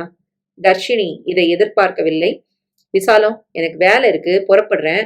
ஹவுஸ் டேக்ஸ் கட்டணும், கரண்ட் பில், டெலிஃபோன் பில் கட்டணும். மளிகைக்கு லிஸ்ட் தரணும். ரெடி பண்ணு, கொடுத்துட்டு போறேன். பாலுக்கு பணம் கொடுத்துட்டு போங்க. காய்கறி இல்ல, வாங்கிட்டு வரேன். ரூபா, அங்க இருந்தாலும் செல்வம் வந்துருவான். அண்ணி, இனி பிரசவம் முடிஞ்சுதான் வருவாங்களா? அப்படி செஞ்சா தப்பு இல்லம்மா. உண்டான அன்னைக்கே வந்த நீ இன்னும் போலியே. அவ இப்பதான் உண்டாயிருக்கிறா. தர்ஷினிக்கு ஈட்டி பாய்ந்தது நெஞ்சில். நான் வரேன் விசாலம். அவர் போனதும், என்னம்மா இது? அப்பா பாட்டுக்கு பேசிக்கிட்டே போறாரு. நீ எதுவுமே பேசாம இருக்க. என்னை யாராவது ஒரு வார்த்தை சொன்னா நீ தாங்க மாட்டியம்மா? அது நிஜம்தாண்டி. இப்ப கூட எனக்கு கஷ்டமா தான் இருக்குது. ஆனா நான் அவரை எதிர்த்து கேட்க முடியாத அளவுக்கு நீயும் மாப்பிள்ளையும் செஞ்சு வச்சிருக்கிறீங்களே. இன்னும் கூட நீ ரூபாட்ட பேசல. செல்வம் மனசுல என்ன தோணும்? நீ மாப்பிள்ளைய தாங்கி பிடிக்கிற மாதிரி அவன் சம்சாரத்தை அவன் தாங்க மாட்டானா? என்னம்மா அண்ணி உண்டானதும் உனக்கு தலகால் தெரியலையா? தாய்மையை மதிக்கிற குடும்பம்டி இது. யார் சுமந்தாலும் தாங்குவோம். குழந்தைய கடவுளா கருதின காரணமாத்தான் ஆதி மேல காத்து கூட படாம நானும் அப்பாவும் பாத்துக்கிட்டோம். அவ சுமக்கிறதும் எங்க பேரப்பிள்ளைய தானே. அதுவும் வசதி இல்லையா? இந்த குடும்ப வாரிசு. காலையில இந்த தகவலை அப்பா சொன்னதும் மாப்பிள ஒரு வாழ்த்து கூட சொல்லலையே தர்ஷினி. அது கூடவா அவரால முடியல? அம்மா, குழந்தைய கவனி. வீட்டை ஒழுங்குபடுத்திட்டு நான் சமைக்க போறேன். வாஷிங் மிஷின் போடணும். அப்பா சாயங்காலம் என்ன பேச போறாரு? தெரியாது. அவர் என்ன பேசினாலும் நான் தடுக்க முடியாது. ஏன்னா சம்பாதிக்கிறாரு அவரு. செலவு கை மீறினா அவர் தான் கொண்டு வரணும். பத்தலன்னா நான் புகார் படிப்பேன். அவர் கொள்ளையடிச்சா கொண்டு வருவாரு. ஏம்மா இப்படி பேசுற? அவ கர்ப்பிணி. அவளை நல்லபடியா பராமரிக்கணும். செலவு நிறைய. மாசாந்தர பரிசோதனைகள், ஸ்கேன் எல்லாம் இருக்குல்ல. அத செல்வம் பாத்துக்கிறான். உன் சங்கதியில மாப்பிள்ள செய்யலையே. நீ உண்டாகி வந்த முதல் அப்பதானே செஞ்சாரு. அப்போ அவங்க வீட்டுல செய்யட்டும். பொறந்த வீட்டுல செய்ய விட்டுட்டு புருஷன் கை கட்டி நின்னா அது அசிங்கம் இல்லையா தர்ஷினி? என் பிள்ளை மானஸ்டன் அதுக்கெல்லாம் விடமாட்டான். அடுத்த ஈட்டி. அப்புறம் வளகாப்பு, சீமந்தம் நம்ம செலவு. பெரிய மண்டபம் எடுத்து எல்லாரையும் கூப்பிட்டு செய்யணும். உனக்கு உன் புகுந்த வீட்டுல எந்த பொறுப்பையும் எடுத்துக்கல. அப்பாவே செஞ்சாரு. அவளை அப்படி விட முடியுமா? தர்ஷினியால் நிற்க முடியவில்லை. சரி, நீ போய் பிள்ளைய கவனி. தர்ஷினி, உனக்கு லீவ் நிறைய இருக்கா? தேவைப்படும். நானா கர்ப்பமா இருக்கேன், அண்ணி தானே. அதுக்கு இல்லடி, வீட்டு வேலை சமையலை பார்த்துக்கிட்டு ரூபாவை நான் கவனிக்கணும். 1 வருஷ காலம் பேர மேல கவனம் செலுத்த முடியாதுன்னு உனக்கு தெரியும்ல. அதுக்காக 1 வருஷம் நானும் லீவ் போட்டு என் பிள்ளைய பாத்துக்கணுமா? அத மாப்பிள்ளை கிட்ட பேசி நீ முடிவிடு. அவர் தான் சம்பாதிக்கிறாரு. என் சம்பளம் வரலன்னா கொன்னுடுவாரு. 2 சம்பளம் வந்தும் உங்க 2 பேருக்கும் தனி குடும்பம்னு எதுவும் இல்லையே. இங்க அப்பா தானே எல்லாம் பாக்குறாரு. அப்புறம் என்ன? 3வது பெரிய ஈட்டி. சரி, நேரமாச்சு. நான் சமைக்க போறேன். உள்ளே போய்விட்டாள். தர்ஷினியால் நிற்கக்கூட முடியவில்லை. திரும்பி பார்க்க ரிமோட்டை கழட்டி கொண்டிருந்தான் ஆதி. போய் படக்கென பறித்தாள். போதுண்டா, ஏற்கனவே வாங்குற பேச்சு போதாதா? குடும்மா. உடனே அவளை அடித்தான். நினைச்சது நடக்கலன்னா அடிப்பியா? தொலைச்சிடுவேன். அம்மா வந்தாள். விடேண்டி, இது புதுசா என்ன? செல்வம் வாங்கிட்டு வந்த 6வது ரிமோட் இது. என்ன சொல்ற? இந்த மாதிரி நாங்க வெளியில சொல்லாத நஷ்டங்கள் ஏராளம். விட்டுடு. இப்ப கூட நீ கண்டிக்க மாட்டியா? தாய் தகப்பன் நம்மள நம்பி விட்டுட்டு போகும்போது கண்டிக்க மனசு வரல. அந்த மாதிரி நீ குட்டிச்சோறாக்கி வச்சுட்டு தான் இப்ப நாங்க அவமானப்பட்டு நிக்கிறோம். அதானே? நீ ஆபீஸ் விட்டு வந்ததும் காஃபி ஸ்நாக்ஸ் முடிச்சுட்டு டிவி பார்க்க உட்காந்துருவ. மாப்பிள்ள லேட்டா வந்து பசி பசின்னு பறப்பாரு. நாங்க பேசுறத கேட்டா உங்களுக்கு காதுகள் எங்க? பாசத்தை காட்டிட்டு பழிய சுமக்கிறோம். உள்ளே போய்விட்டாள். தர்ஷினி அசந்து போய் உட்கார்ந்திருக்க முதுகில் மொத்தென ஒரு அடி விழுந்தது. கண்கள் பின்னி விட்டது. அருமை மகன்தான். ரிமோட்டுக்காக திட்டியதில் ஆத்திரப்பட்டு செயல்பட தொடங்கிவிட்டான். வேணா ஆதி, உங்க அப்பாட்ட வாங்கினது போதாதா? நானும் தரணுமா? போடி. என்னடா சொன்ன? விடு தர்ஷினி. அவன் என்ன சொல்லாததையா உன்ன சொல்லிட்டான். ஒரு நாள் முழுக்க இருந்து பாரேன். இது ஆரம்பம்தான். நிறைய இருக்கு. சாயங்காலம் நீ வரும்போது பெரும்பாலும் தூங்கிடுவான். பகல்ல அனுபவம் முழுக்க எனக்கு தானே. வேலைக்கு போற பெண்களோட கஷ்டத்தை மட்டும்தான் இங்க எல்லாரும் பேசுறாங்க. ஆனா அவங்க பெத்த பிள்ளைங்களை பராமரிக்கிற பெரியவங்க சாகுறாங்க. ஓய்வெடுக்க வேண்டிய காலத்துல படுற வலிகள் கொஞ்சம் இல்ல. சொல்றோமா? காரணம் பேரப்பிள்ளை மேல உள்ள பாசம். மாப்பிள்ள சுலபமா சொல்லிட்டாரு, நாங்க அவனை கெடுத்து வச்சிருக்கோம்னு. அதனால நஷ்ட ஈடு நாங்க தரணுமா? இங்க நடக்கிறது அவருக்கு தெரியுமா? மன கஷ்டம், உடல் கஷ்டம், பண கஷ்டம் எல்லாம் தாங்கிக்கிட்டு பழியும் சேருது. எங்களுக்கு நேரம் சரியில்லை. உள்ளே போய்விட்டாள். இதற்கு மேலும் பேச்சு வாங்க எதுவும் பாக்கி இல்லை என்ற அளவுக்கு தர்ஷினி கேட்டுவிட்டாள். அம்மா அவளை குற்றம் சாட்டவில்லை, ஆத்திரப்படவில்லை, அவமானப்படுத்தவில்லை. மகளை தூக்கி தலையில் சுமந்த தாய் பாரம் தாங்க முடியாமல் புலம்பி விட்டாள். பொறுமைக்கும் ஒரு எல்லை உண்டல்லவா? அன்று இரவு 7 மணிக்கு செல்வமும் ரூபாவும் வந்து விட்டார்கள். என்னம்மா இவ்வளவு சீக்கிரம் வந்துட்ட? நான் சொன்னம்மா, கேட்கல. பரவாயில்ல அத்தை. 3ஆம் மாசம் பிறந்த வீட்டுக்கு முறையா போகத்தானே போறேன். தேவைக்கு மட்டும் அங்க இருந்தா போதும். எங்க அம்மா அளவுக்கு அதை விட நல்லா நீங்க என்ன கவனிப்பீங்கன்னு எனக்கு தெரியும். கடுப்பாகி விட்டாள் தர்ஷினி. அம்மாவுக்கு வீட்டு வேலைகளை பார்த்துக்கணும், ஆதியை கவனிக்கணும். உங்களையும் எப்படி பார்த்துக்க முடியும் அண்ணி? செல்வம் அருகில் வந்தான். அம்மா, நீ கோவப்படாத. ரூபாவுக்கு வந்ததும் ஒரு வாழ்த்து கூட தர்ஷினி சொல்லல. இப்போ அவளை உன்னால கவனிக்க முடியாதுன்னு சொல்றா. இப்பவும் நீ பேசாம இருக்க போறியா? செல்வம், இது ரூபா வீடு. அவ இங்கதான் இருக்கணும். அத நான் சொல்லணுமா? என் மருமகளை தாங்க நான் தயாரா இருக்கேன். உனக்கு வேற என்ன வேணும்? என்ன விட்டுருங்க. வாசுதேவன் சகலமும் கேட்டுக்கொண்டிருந்தார். இரவு 9க்கு சாரதி வந்தான். அவனும் ரூபாவுக்கு வாழ்த்து சொல்லவில்லை. நன்றாக சாப்பிட்டான். தர்ஷினி, ரொம்ப டயர்டா இருக்கு, நான் படுக்க போறேன்.